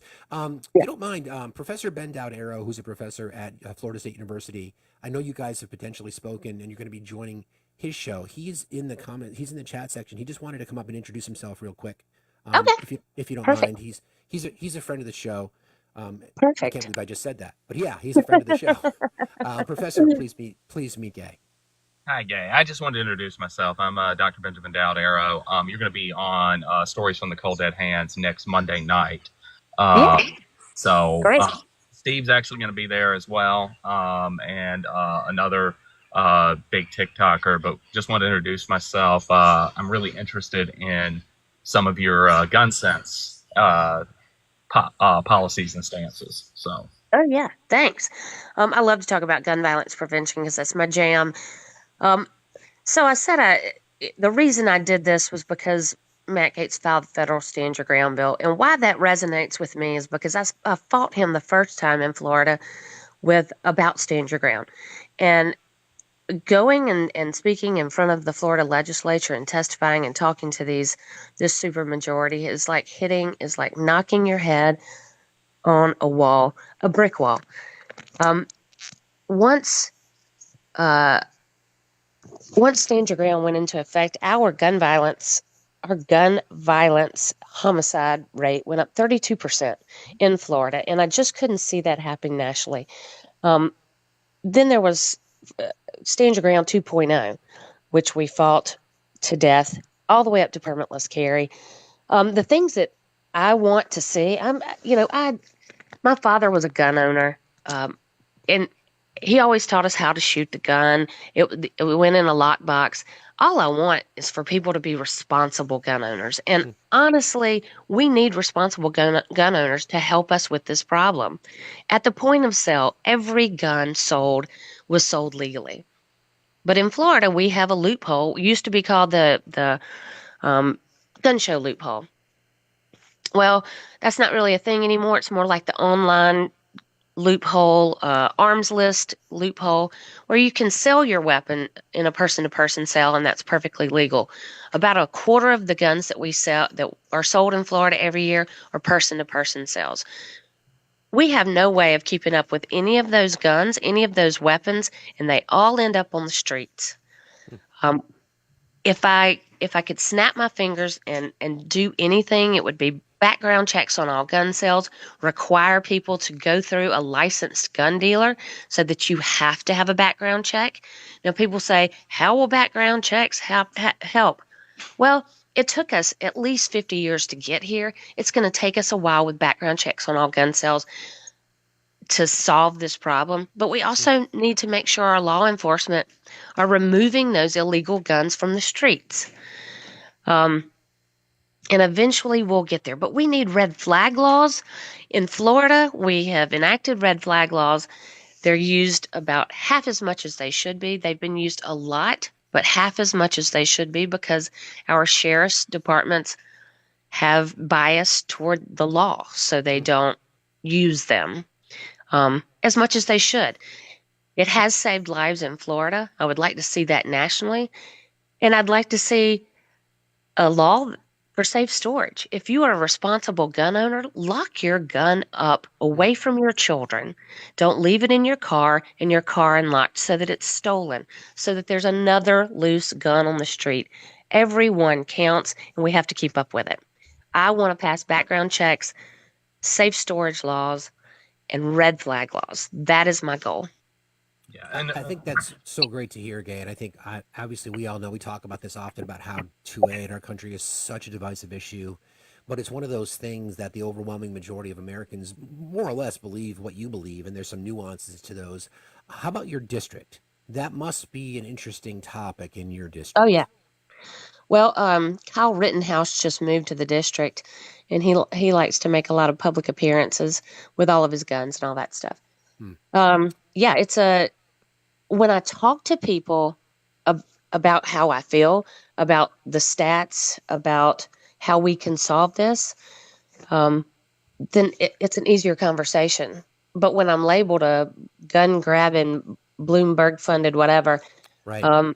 That cuts down the conversation. But face-to-face conversations are how we solve this problem. Because when I talk to particularly members of the military, they have to go through strenuous training with their firearm. They have to keep their firearm secured safely. I'm just asking our general public walking around in the streets to abide by the same rules. Keep your weapons safe from others. Well, if it's a legal weapon. Think about like the military standard for safe storage, since you mentioned that, because that is one of the ones that I'm very, very passionate about. Guns go in one safe, ammunition goes in a different safe, right? Exactly. And that's just the standard training. One of the things, have you thought about approaching it from reducing the gun suicide numbers in that area? Oh, yeah. Yeah. And we do talk about, and that's a different, that's a different topic, because most Republicans will not consider gun suicide as gun violence. Right. So I put that in a different box when I talk about veterans. Like one of the things that has been found to show some success nationally is to approach gun stores and gun ranges and talk to them about the signs of suicidal ideation. And especially towards veterans. And kind of pitch it as an economics argument, like we're trying to keep your customers around, right? Yes. And I it's like that. some success that they'll actually refuse sales, or they'll try and talk them into getting treatment to work with them in that way to reduce those numbers. Yeah, and I'm not trying to restrict anybody's right to own a gun. If you can get it, pass a background check, we've enhanced background checks. They're not perfect, but there's something. And in Florida, since we've gotten rid of have permitless carry, now we have no way of knowing that anybody has ever even handled their firearm, and that should make the public nervous. That's right. But it doesn't, and it makes our cops less safe. When people in public are handling weapons that they have no idea how to handle, it makes our cops nervous, and they are starting to shoot first. Well, again, it's unreasonable. I appreciate that. Like I said, Ben is a friend of the show. We've had many conversations. For someone in your state who, Ben, I just got a flag. Sorry, Ben. Oftentimes people don't like Ben, and oftentimes in TikTok space you have to remove people from the live, but it's okay. He'll understand. It happens. He does this show every Monday night, and I think he said that next Monday night you'll be joining his show. It's Voices from the Cold Dead Hands. We talk specifically about gun violence, so I think that'll be a great environment for you. But couple questions from the chat. So Florida State University in your district? It is not. It is in District 2, I believe. Okay, because I had someone asked a question about, I've spoken to a lot of students at Florida State, and they need more information on the special elections. I realize that FSU is not in your district, but maybe it seems like colleges and universities, we know that there's a lot of suppression of votes across all demographics, in particular marginalized communities. Absolutely. And folks are asking in the chat, what can they do? Obviously, aside from donating to your campaign, and by the way, friends, Gays Act Blue Link and the link to our website are both now in our live sources and our Discord, guys, if you want to go over there and head out and help Gay out. So what's the push? So for people who don't, let me back up a second. For people who don't live in your district, who want to help, what would you tell them? I would tell them we have phone banks on Mondays and Tuesdays. Our goal right this minute is to touch every Democrat twice, because in Florida, everybody was kicked off the vote by mail rolls after the last election. So that's how our elderly and a lot of Democrats vote by mail. So we are touching them twice, making sure everybody that does vote by mail gets their request back in, and that has to be in by March the 20th. We are encouraging people to register to vote. We're trying to get that specific group of people who are eligible to vote but have not signed up or have not registered. And then we're going to move over to the independents. But we are asking people to join our phone banks, just to call people and remind them that there's a special election. We are also knocking on doors. So we've already talked to the Florida State Dems, college Dems, and we've talked to FAMU Dems, and they're going to come and help us knock on doors. So that's incredible. We have set up housing for any college Dems that want to come and help us knock on doors. We'll put you up for free and come and help us win this election. And then, of course, you can donate. I hate money in politics. Hate it. Sure. But my opponent has $10 million to spend, and AIPAC money behind him. So no matter how much money we raise, it's not going to be enough. But anything people can do to help would be outstanding. And I think what you said is the sad state of affairs that you, for lack of a better term, you almost buy elections. Like I think in your opponent Jimmy Petronis's case, the fact that he doesn't live in your district, has never lived in his district. There's rumors of him purchasing a support, an endorsement from Mr. Trump. And that would not surprise me. We've heard things like that before. So when you're navigating through this, I mean, obviously there's so many things for you to discuss. it would seem, and you mentioned this earlier, that it's really resonating with people in your district as to why this person doesn't represent you. Now, I know special election turnouts and off-year elections, and this one in particular, because it's really a special election, generally don't have great turnout. So in your mind, if you're getting people to turn out, that's a positive. So is that a big push of your campaign, voter activism and turnout? Well, it is turnout, turnout, turnout. That's how you win special elections. And typically Democrats fare well in special elections because we do turn out.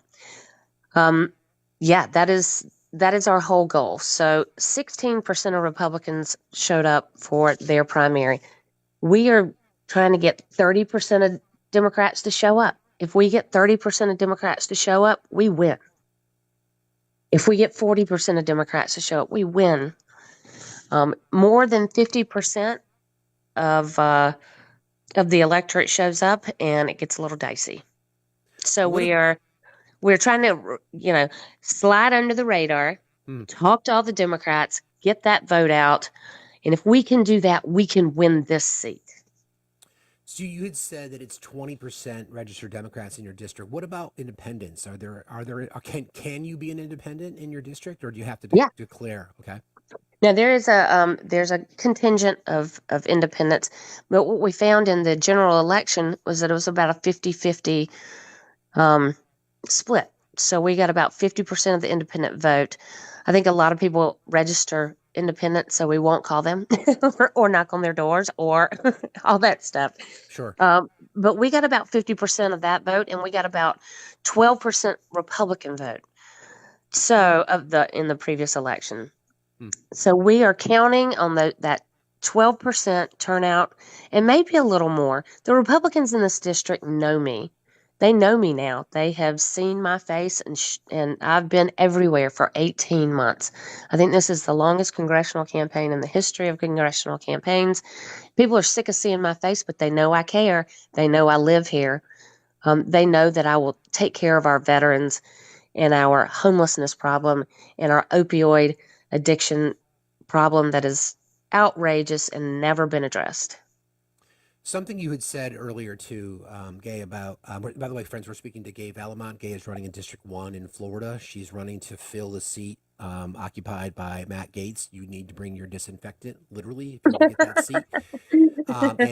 And for ways to support her, you can do so through various means. In the live sources section of our Discord, you'll find her link to Act Blue and also to her website. So if you're interested, yes, we know money is the evil, but we need it in politics. You can get a lot of stuff done. There was a question asked by someone in our comment section about you talked about the VA hospital or expanding access to health care for veterans in your community. Could you talk people through a little bit what you're thinking there and what that would look like? Yeah, absolutely. Our clinic, or the VA clinic, is set up just like any other clinic that you would walk into. And if you need to have, I don't know, a mole removed, and you have to farm that out to a dermatologist, that wait time is about 6 to 8 weeks, right? What I'm saying is that we should have, in major procedures, say you have to have an appendectomy or a scheduled hysterectomy, you have to go 2 hours to Biloxi or you have to go 4 hours to Lake City. Now, if we have the highest, concentration of veterans in this district, why are we not setting the standard? We should set the standard, and we're in a perfect location to be able to treat so many people. It's also personal to me. Veterans are twice as likely to get ALS than normal folks. Really? And so I have a lot of experience with ALS, and I think we should have a multidisciplinary clinic for ALS patients in this district. And not just a hospital. It needs to be state of the art. We can't ask our veterans to risk their lives and sustain injuries and not take care of them as they age. It's unconscionable, and I will always fight for veterans. I think you've proven that. And then we go back to your opponent, who doesn't live in the district. Right. I think the term is carpetbagger. You know, you fly in and you fly out and you don't live there. When you're addressing that, because obviously the question probably comes up. I mean, when you're campaigning, obviously you need to reference. Oftentimes, you don't want to give them too much press, but I think it's important to talk about it because the Right. people in your district who tend to just be straight ticket voters, right? They've always, like you said earlier, they always Yes. vote Republican. Yep. You seem like you've got a lot of tools in your tool belt when confronting Jimmy Petronis, in Mhm. particular the veterans piece. Yes. What has he said about or not said about veterans in your community? He hasn't said anything. He's taken this just like Matt, sort of. When I ran against Matt, he didn't live in district. Also, he lived in California. He would fly in and out for speaking events, and that's it. So Jimmy Petronis has not been around. He During the primary, he would show up to forums, but their playbook on this election is, I'm endorsed by Donald Trump. That's his platform. That's it. You go to his website, that's it. I don't know that he knows any veterans. But if you live in this district, you know veterans. They're your neighbors. You go to church with them. You work out at the gym with them. You know veterans, and you know enlisted military. You know this is a military district. Right. And you have to live in it to understand it. Our enlisted shouldn't have to live off of SNAP benefits. No. That are about to be canceled. Exactly. But they do. They just got a 15% raise, thanks to the previous administration. But even 15% doesn't get them up high enough for what it's costing to live in Florida right now. So I'm trying to increase housing for our enlisted, make it easier, so that they're all warfighter ready, because that's what it's all about. We lost one of the programs in this whole cancellation of DEI. There was a program on campus that helped female military members, particularly pilots, get the things that they needed. Not move them up to a different role or get them where they shouldn't be. They earned the right to be where they are, and they deserve to get things like equipment that fits. The female anatomy is different from male anatomy, and this program helped fix those problems so that our women pilots are ready to defend our country. And now that program's gone by the wayside because it was considered a DEI program. It's just stuff like that. It's things that Elon Musk and Donald Trump have not thought about down the road, or anybody around them. And the fact that they don't care, they absolutely did not take the time to look down the road and see the bodies behind this, behind their decisions. And that's just one of the programs. It's a problem. You've talked about, agreed. You've talked about the numerous things that have inspired you to run for office, and what we're seeing now is I've talked a lot since the election about how we need to be activated, and not everyone is cut out to run. Excuse me. Not everyone is cut out to run for Congress. Not everyone is cut out to run for a school board, for that matter. But there are lots of things that we can do. So, what would your message be to women in particular that want to run for office? It is difficult. It is difficult, but I firmly believe that women are going to save this world. We are multitaskers and we are problem solvers. No offense to the men out there. We need none more. Taken. No offense taken. None taken. We need more females in elected positions. I think this last election, and with Vice President Harris, proved to us that people are not ready to elect women. And everybody has asked, what happened in the last election? Everybody can hash it out however you want to, but what it comes down to is she was a woman, And you saw that all across the board. Women are running for office. We just have to demand our seats. We will save the world. Particularly Black women are holding us all up. But what everybody needs to consider, even if you can't run for office, if you don't have the, you know, I don't even know what it takes to run for office. But everybody has a voice to stand up.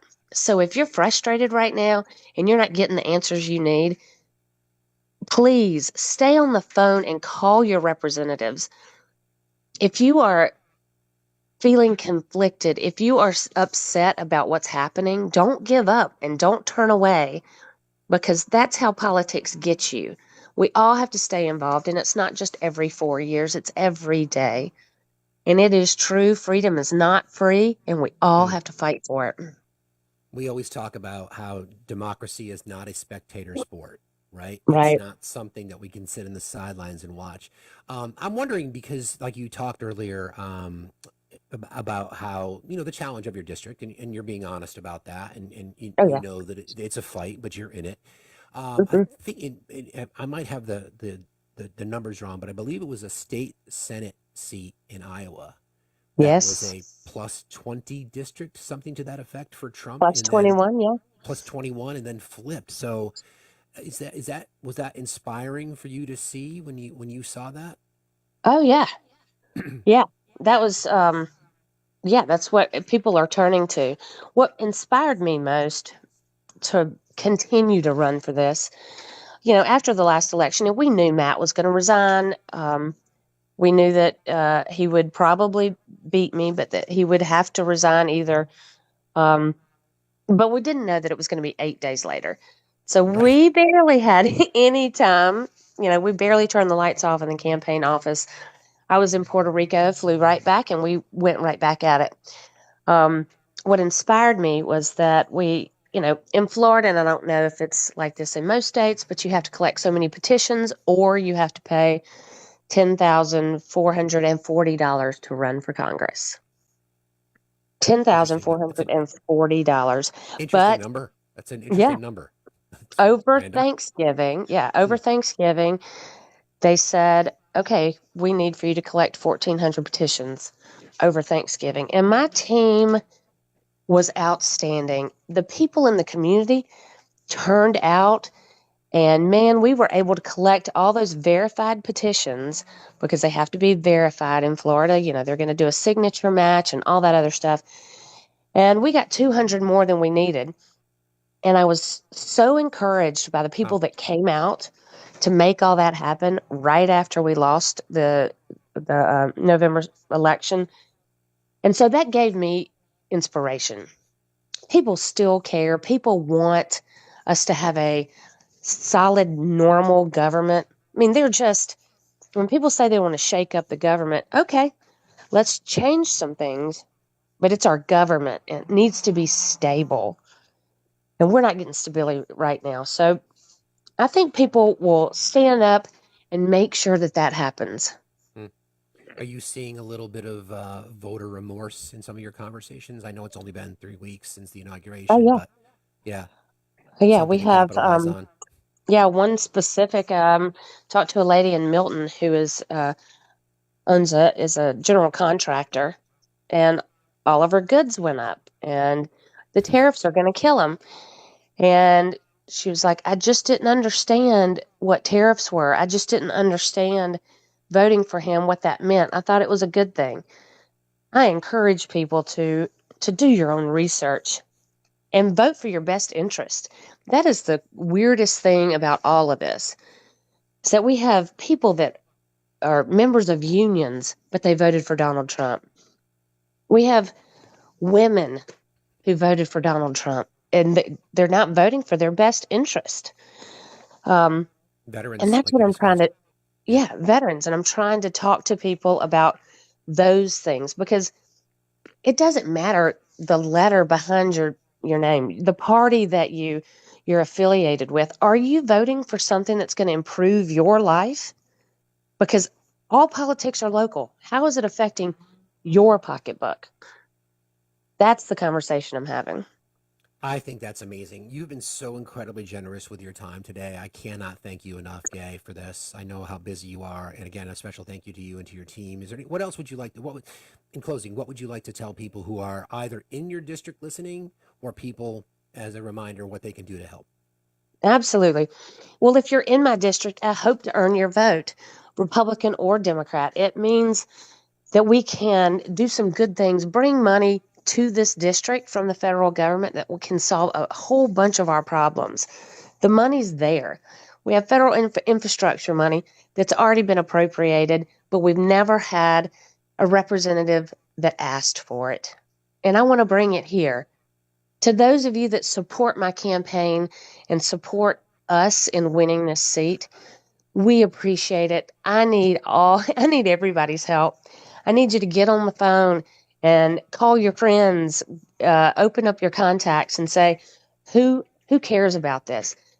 Let me call them, get them to donate or make phone calls, join our phone bank, go to Mobilize Gay for Congress, and you can find so many opportunities. And of course, Pensacola is beautiful this time of year. It's about 68 degrees.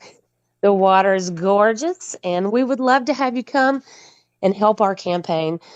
You know, we have a big office downtown, and we have structure in place. So if you want to come and help, please do. And if you can't, make some phone calls or donate to our campaign. But I really, really appreciate it. And I believe we can win this if we get enough help. Well, again, Gay, thank you so very, very much. Just as a reminder, friends, Gay's running in District 1 in Florida. Voter registration has to be completed by, what was the date? It's soon. It's February 28th, I believe. Okay. And then the special election is on the 1st. It's April Fool's Day.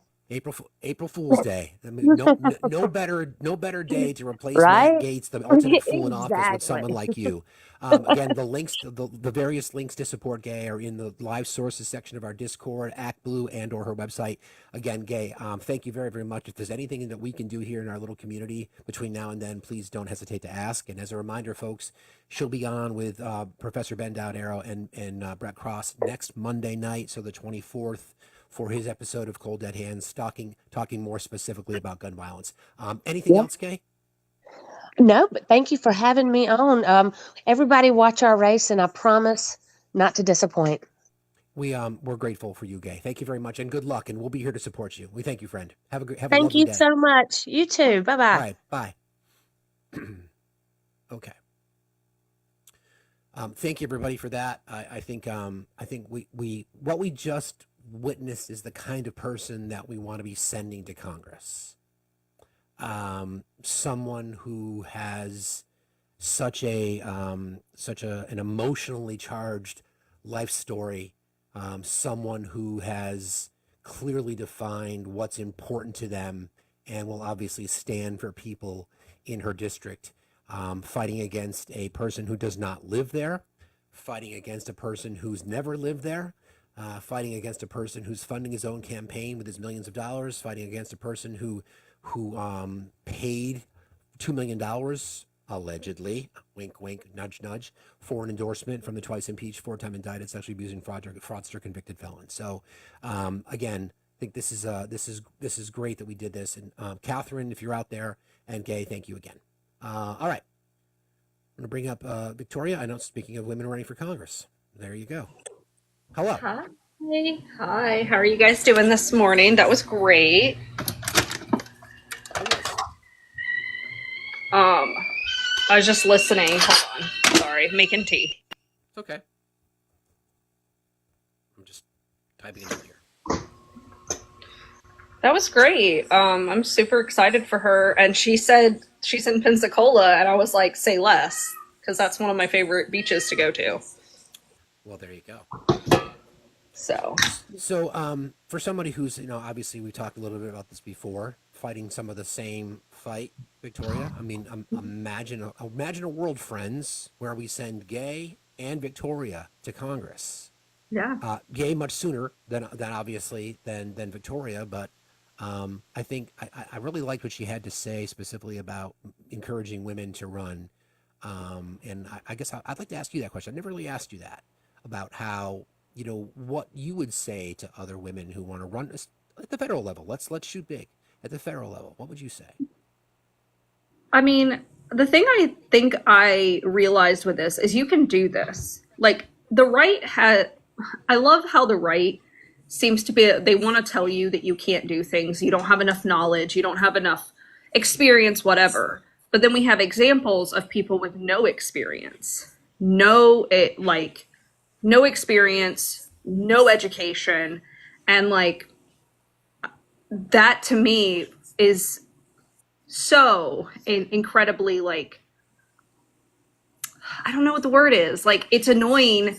It's annoying because it's like when I get told, I can't, like, I remember the first things I was told in this campaign. They're like, well, what are you going to do with your kids? Would you ask a man that?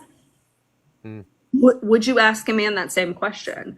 Or they would say, you know, but you don't have any experience. You haven't held state office. You haven't held up office. And I was like, well, I decided to run because my opponent was going to run unopposed, which meant that there wouldn't be an option on the ballot. So for women out there who feel like you're not smart enough, because let's be clear, we're all told we're not smart enough to run for office. We're too emotional. We're all these things. They're full of shit. They're full of shit. I did not know what I was doing when I signed up for this. I did not know everything that there is to know, but that's not the point. The point is I have the motivation, I have the willingness, and I want people to feel represented. And that is why I'm here. And it's why I'm continuing to run, because we need better representation. My campaign manager and I actually talked this weekend, and he was like, you said something early on in the race that we need more moms in Congress. And he's like, it's so true. We need more moms in Congress because moms understand what it's like to multitask, what it's like to deal with rage-filled tiny humans, and we understand keeping up a house and budgeting and all the things. And it's true. We need more moms in Congress because if you are a parent, you know, non-binary and whatnot, you understand that life's hard. You understand what grocery prices are, all those things. And that is so important for this. And I mean, let's say dudes have had it for a little while now. Feel like it's time for you guys to take a little bit of a seat, let some ladies in, specifically some Black, brown, and Indigenous ladies, because we know that they've been lifting us up the entire time. And if I can make it easier for a Black, brown, or Indigenous woman to come in and take my seat, I will absolutely do that because I know that they know. And yeah, I think this race, one of the things I wanted to add on to this is Gay's race is winnable. We have two things in our favor. Democrats show up for special elections, and Republicans think they have this in the bag.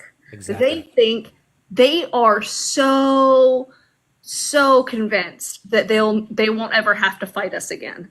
Wouldn't it be the nicest little middle finger to the Trump administration to win all three of these elections? If you want to ruin the next 4 years of his life, let's win these seats. Because I'm petty, and I like the idea that he's going to be angry. Let's make him angry for the next 4 years. That's all I want to do. I think and I agreed, and I think it's really great. I mean, I don't live in a veterans community. I mean, she is smack dab in the middle of a veterans community, both active duty and veterans, and that's why I asked her the question about the rhetoric that impacts those communities and feeling like there's little bits in here pulled away. She has to pull Republican voters. You know, she's not in a district where she can go to the margins and get, you know, and obviously the more people who register, the better. We know that. When Democrats turn out for elections, they win elections, right? That district, because of the gerrymandering in the state and because it's so predominantly red, I think she said 20%, only 20% registered Democrats in that state. It's going to require a push or a pull to try to get them. But the veterans piece, obviously, when you're talking about taking away VA benefits and suckers and losers rhetoric, voting against PACT Act, things like that, those seem like winnable targets if you can get out. And again, friends, if you're interested in helping her campaign, a couple ways you can do it. You can go to the Act Blue page, which is in the sources section of our Discord. You can go to gayvalmont.com, Gay for Congress, which is in the link tree. It's over here. The link tree, it's in my bio. You can volunteer to phone bank. You can volunteer to canvass. if you've got the resources and you want to go to the district and help knock on doors, I'm sure they would love to have you. Pensacola is beautiful this time of the year. I would suggest that, other than the 4.5 feet of snow that's in my front lawn, I would encourage everyone to go to Florida. I know that there were some storms that came through that part of the world last night. I hope everybody's okay down there. But this is a fight. And to Victoria's point, talk about the ultimate middle finger, win all 3 of these elections. Well, I mean, it's more than that too. Like, she can, if more Democrats learn how to speak to those dining room table topics in her district, we can pull Republican voters. Like, she mentioned that her opponent has AIPAC money. Everyone's concerned about Gaza right now. They're concerned about the Palestinian people. Lean into that. Lean into this is unacceptable for them. Lean into the money in politics, because people want to talk about that. They want to talk about, we all hate it. Like, I hate it. I despise the money in politics, but it's what pays the bills. It's what allows me to go to events. It allows me to pay my staff. I don't have an office, but the next election I probably will need one. So these are all things that can help. If you can't donate money, donate your time, go to her social media, share every single thing. Wait till the end of the video, then like it, then comment more than 10 words, then share it, then do the thing, because those things help. Those things help the algorithm. They get her message out there more. Contact your state. If you're in a Democratic, like you have a seat that's a Democrat, call your representatives and tell them that you want them like shepherding this, talking about her, because we've all heard her. She just spoke. She has the story. She has everything that we're looking for in a candidate. And the only thing she doesn't have is her foot in the door, and she's in Congress. So let's give her that. Tell your representatives, talk to them, talk to your state parties. I'm an EC member, and I was literally on a call last night talking about Gay's race in Florida. And I was like, it's going to take all of us to flip these seats. And, the state executive onboarding staff were like, oh my God, yes. Like, we're so excited to have more progressive views on the state EC. That is something that we can do. This is something that we can make happen, but it's going to take all of us. And again, it's the biggest fuck you. It's why I've got my middle finger earrings on today. There you go. We're Electoral Commission, EC? Yeah. So the state executive committee. Gotcha. Okay. Absolutely. I mean, I think that's the kind of candidate that we want to send to Congress. Those are the kind of people that we want representing us. Everybody has a cause, everybody has a purpose, everybody has something that, lit the match for them. And I think Gay's story is amazing. Thank you, Moth, for jumping in. I'm just going to take a quick break, but I'll be right back. Good morning, Victoria. Good morning, Moth. How are you? I'm good. Ugh, How are you? I'm cold today. You're cold? Oh, it's snowing and blowing, and we just plowed we borrowed my grandparents' snowblower, and we just plowed our whole driveway and sidewalk and everything yesterday, and now you can't even tell we did anything. Grandpa came over to get the snowblower again so he can, because he's an old man that can't take I'll help you for an answer. But he drove over here in the blowing snow to get the snowblower, and I had to help him load that. So I'm freezing. I'm trying not let's to. Let's up on some MAGA tears. Yeah. But I was coming up here for a couple things. First, I'm going to make sure that everybody knows that we need to be tapping that screen and sharing the live. There is about 730 of us in here from what I can see. We're under 300K. So let's get those likes up. We all know what happens when Victoria's up here if we get to a certain number. We know the words we can get her to say. Yeah. Steve came back at just the perfect time too. He did. I'm impervious to it today. Are you? Yep. Thank you to Sarah, to Lisa, and to Andrea for your kind contributions on Venmo. Thank you guys very much. I appreciate you. Yes, thank you for all the donations. Thank you for all the subscribers. You can I think you can now subscribe through the app. You can also, words are hard today. that's the preferred method. So let's make sure that you guys know the drill. Let's make sure we're doing all the things. The other thing I just wanted to say while I was up here, if you'll allow me, Steve, is I just wanted to make sure that there are two names and that we need to be remembering. One of those is Sam Nordquist, and the other is Elisa Ray Shoup. I don't know if you're familiar with Elisa Ray, Steve. Definitely Sam Nordquist. Yeah, Elisa Ray we finally got a name for the trans veteran that unalived themselves at the VA hospital a few weeks back. And it was her. I've heard her note. I've heard somebody read it, and it was very, very, very powerful. I'll find a place to put it in the Discord. That way you can look at it too. But yesterday I was up on the panel with our lovely misbehaving women, being a misbehaved moth, as I've claimed that name for myself. You should. I was up there with some amazing people like Lainey and Kale and a few others. And we, the misbehaved women that we love so much, they put their entire program on hold, and we spent the entire time just talking about Sam and Elisa Ray and the trans community and how to stay safe and things like that.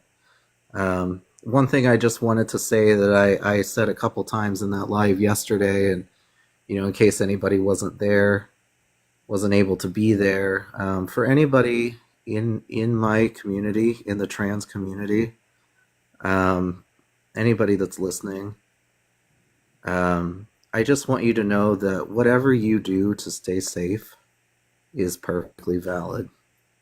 You're not giving up if you leave. You're not giving up if you go stealth. You're not giving up if you detransition, even if it's just temporarily. You can still fight. You're not going to be seen as not fighting. And to anybody who says that you aren't fighting and that you are giving up, don't listen to those people, because it's absolutely not true. You have to do whatever is necessary in these times to stay safe, because as somebody put it yesterday in that chat, when we say that we're being hunted, we're being very literal. We are 100% being hunted. So just remember those two names today, and remember that you're always valid no matter what. Like I said, even if you feel like these next 4 years that you have to go into hiding, you're still valid. You're still you. The people who love you, the people who care about you, and the people who support you, they know who you really are.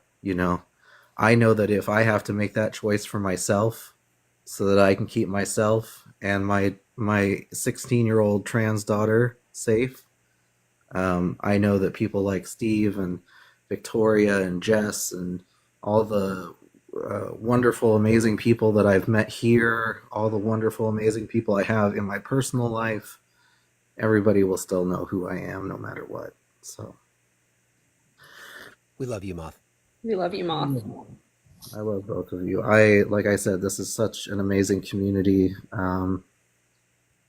It's just been absolutely phenomenal. You guys aren't just allies, you guys are accomplices, and that's what we need. There were a lot of people who came up on that panel yesterday who wanted to know, and I hear this all the time in Lainey's lives too. People are always wanting to know, like, what can I do to support the trans community? I'm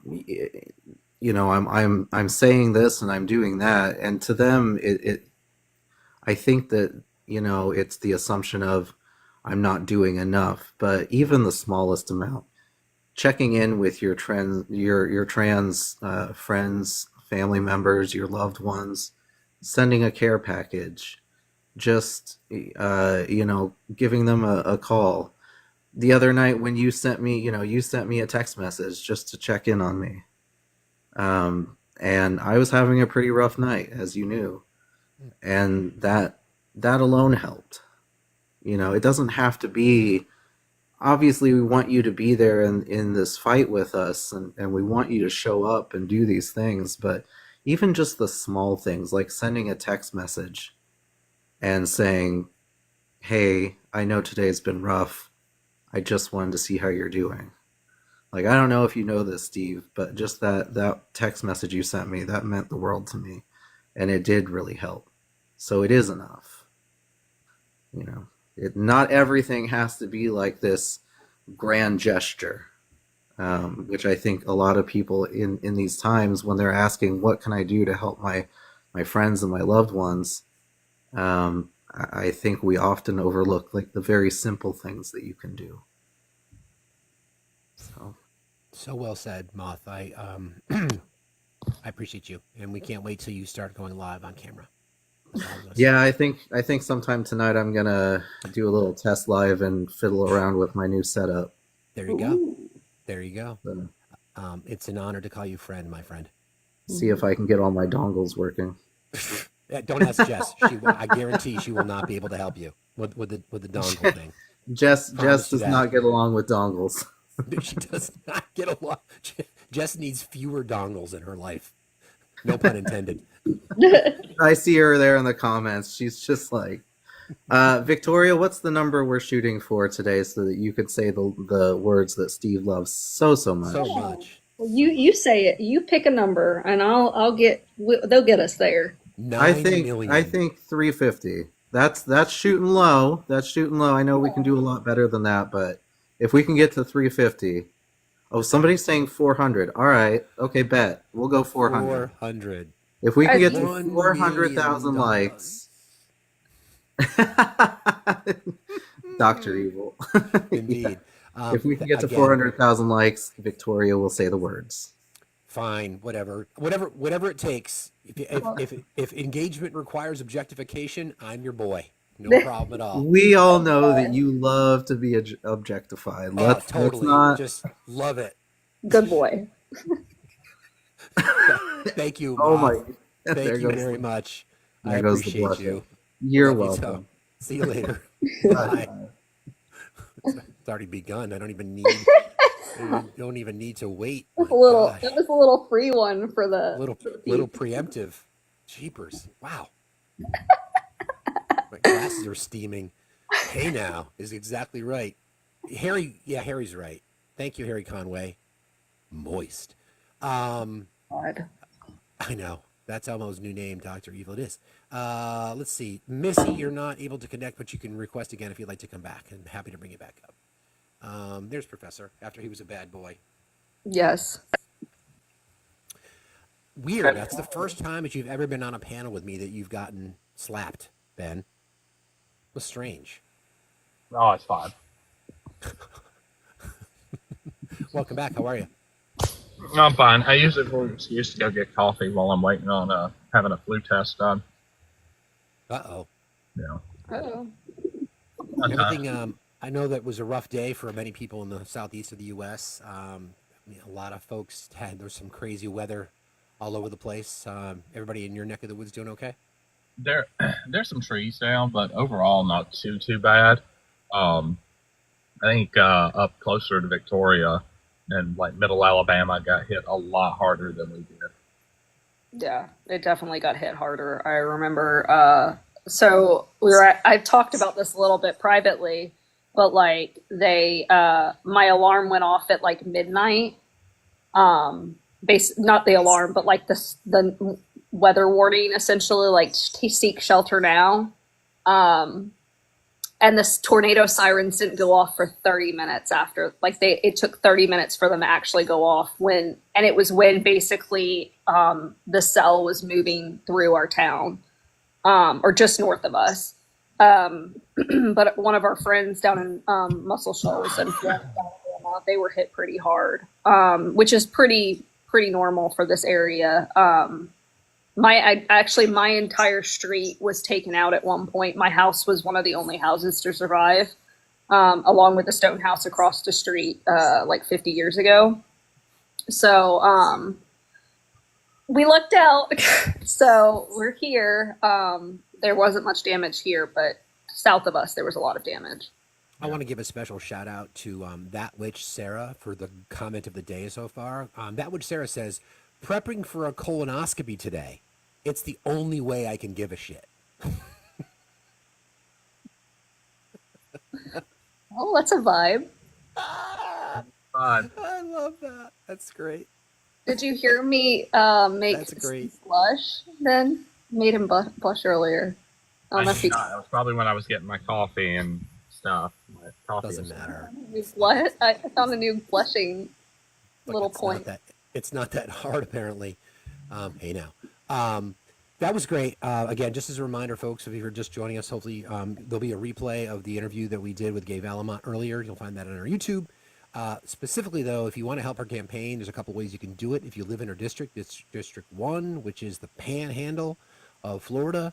You can go there and knock on doors and connect with our campaign. You can help canvass. You can make phone calls. They phone bank on Mondays. I think she said Mondays and Thursdays, but Mondays and Tuesdays. The information is on our website. You can find the link in the link tree that's in my bio.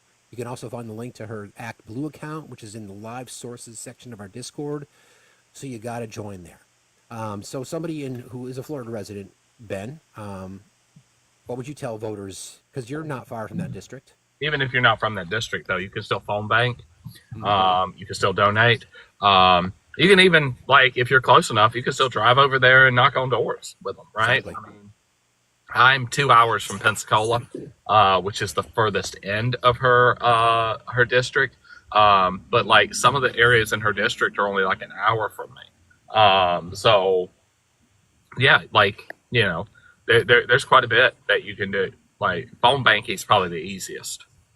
It is, and if you've never phone banked before, I've done it a lot. It is quite something to have these conversations. Oftentimes, the biggest takeaway that I got from the probably 10 times that I've phone banked is so many people didn't even know that there was an election happening, or people didn't know who the candidates were, or they didn't even know that they didn't even know if they were registered to vote or not. So you guys know me. It was like an education.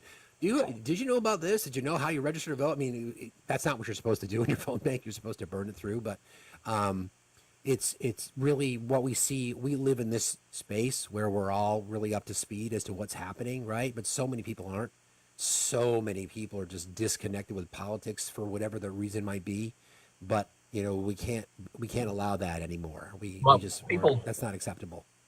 People under 35 typically don't think politics affects them, right? That's why they don't vote, right? Like the most likely predictor of voting behavior is age. And it's remained that way. It's always been that way.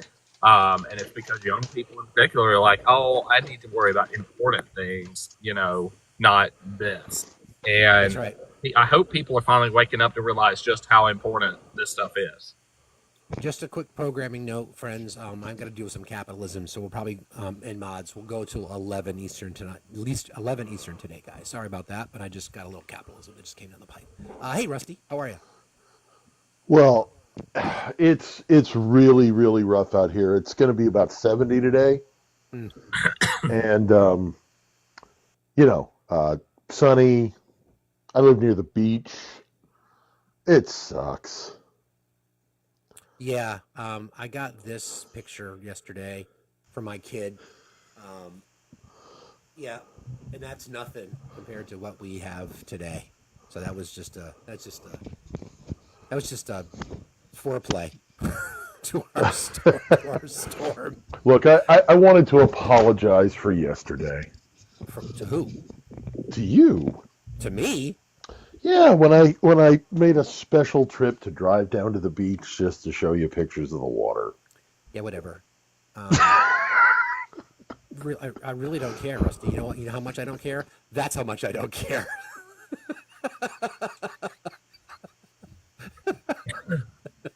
Payback sucks. Fucking I'm going to bring up Jess because Jess is on her backup because Jess has been mad, or Jess has been bad. And the TikTok police tracked her down. So everyone, if you do not follow this account, this one right here, one of the MBWs in the world, please do. Please follow that account now, like I'm about to do, that I just did, so that we can get our misbehaving, one of the many misbehaving women that have shown up all over TikTok I recently, which know, I it's think is crazy. great.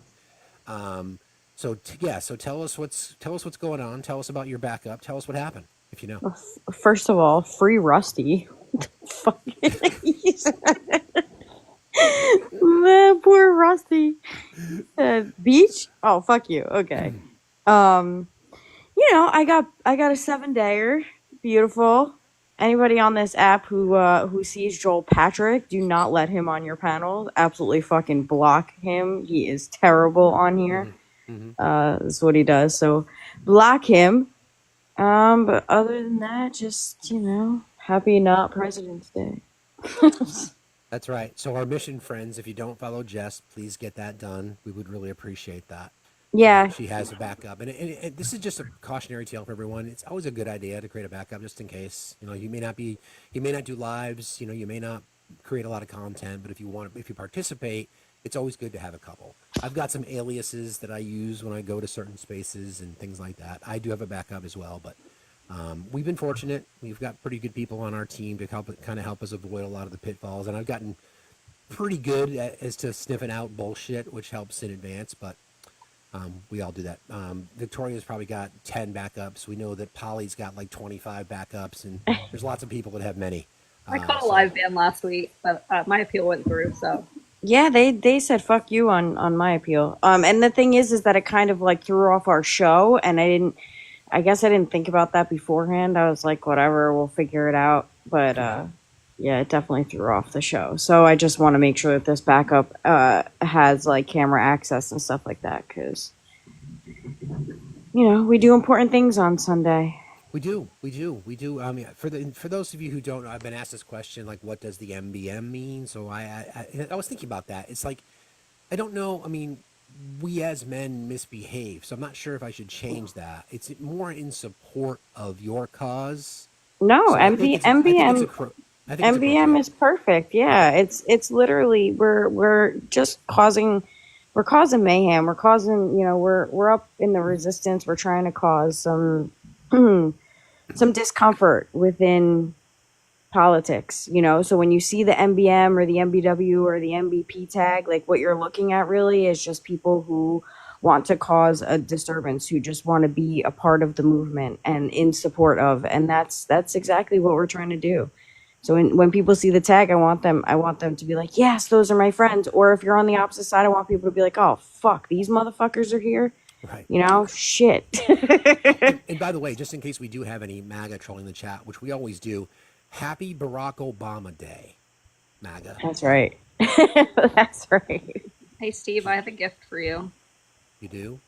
What's up, buddy? How are you, handsome? Chilling on the couch? Yeah, I'm off work today, so. Nice. This is my position all day. Nice. Very, very compromising. Good for you, man, for curling up there. Look at how handsome. That's for you, man. That's for you. Thank you, buddy. I appreciate you. What was I just going to say before I got distracted? That's a good boy. Hey Jess, what is your show schedule this week? So is the plan to try to use this account to go to your Yeah, I'll be free. I will be free on Sunday. This Sunday, I think we are up in the air, but I'm pretty sure that we've decided, because I'm going to be at the rally this Sunday with a couple of our really good friends that are speaking in New York City. So I think that we're gonna run that live. So that we can broadcast that. One of our really good friends on the panel is going to be there. I'm so excited. That is wonderful. I want to just real quick again, for those people who didn't get a chance to join earlier and you're just joining now, we had a chance to interview and talk with Gay Valmont. Gay's running in District 1 in Florida. Special election coming up April 1st, April Fool's Day.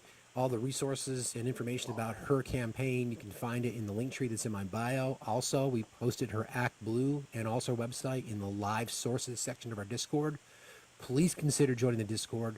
Please consider subscribing to the channel. You can do so at FactsStillMatter.site, or you can do that through the FactsHQ link, which is also in the link tree that's in my bio. There you go. And for those of you who don't know, I'm sorry. This Sunday in New York, in what is it, Madison Square Garden? Why do I always get Washington Square Park? 12 to 4, there is a rally coming up. I made a post about it. USMC Angry Vet has a post about it. So if you guys are near the area and would like to come out, please, please, please come out and support. It's going to be amazing. It's going to be fun. We're going to rock out there. We got a lot of great guest speakers on this app on a daily basis against fascism. So be there, please. Including me. Yep. I didn't know if you wanted me to say it or not. Oh, yeah, no, totally fine. I've been blasting that shit everywhere. So. Okay, good. Lainey is going to be speaking. USMC, our friend USMC Angry Vet. So there's going to be some good people out there. So if you're close to there, come hang out. Get there early. There is reporting from the Hill. The Washington Post this week backed out of a fire Elon Musk advertising order that was set to run as a wrap on some of its Tuesday editions. The group said it signed a $115,000 agreement with the Post to run the ad, but they decided last minute to pull it. That's unfortunate. Damn. Shocker, though. Fascism wins again. Hi, Erica. Hey, I just I've been listening to you in the car with my dad on the way to the hospital. I'm in Oxford right now, so I'm just sitting in the car, and I just thought I'd join you and say hi. What's he have to say? What did Dad have to say? He was very impressed with Gay. He thought she was great. And both my parents are weirdly, you wouldn't have thought they'd have had a daughter like me. They're both very interested and engaged in politics generally, wherever it is in the world. And I think I said to you, my dad actually, has expressed multiple times recently how concerned he is about Trump's rhetoric, and I don't feel like an 83-year-old man with cancer in another country should be worried about what your president. I just got flagged, you guys. I just got flagged, so I think I'm going to just end. Sadly, I don't want to lose the live. We have too much to do this week, and I've got to stop at capitalism at 11 o'clock anyway, so I think I'm just going to end early. Sorry about that, everybody. Was it me? I don't know who it was. What the heck? Sorry about that, everybody. I guess I'll plan on seeing you all tomorrow.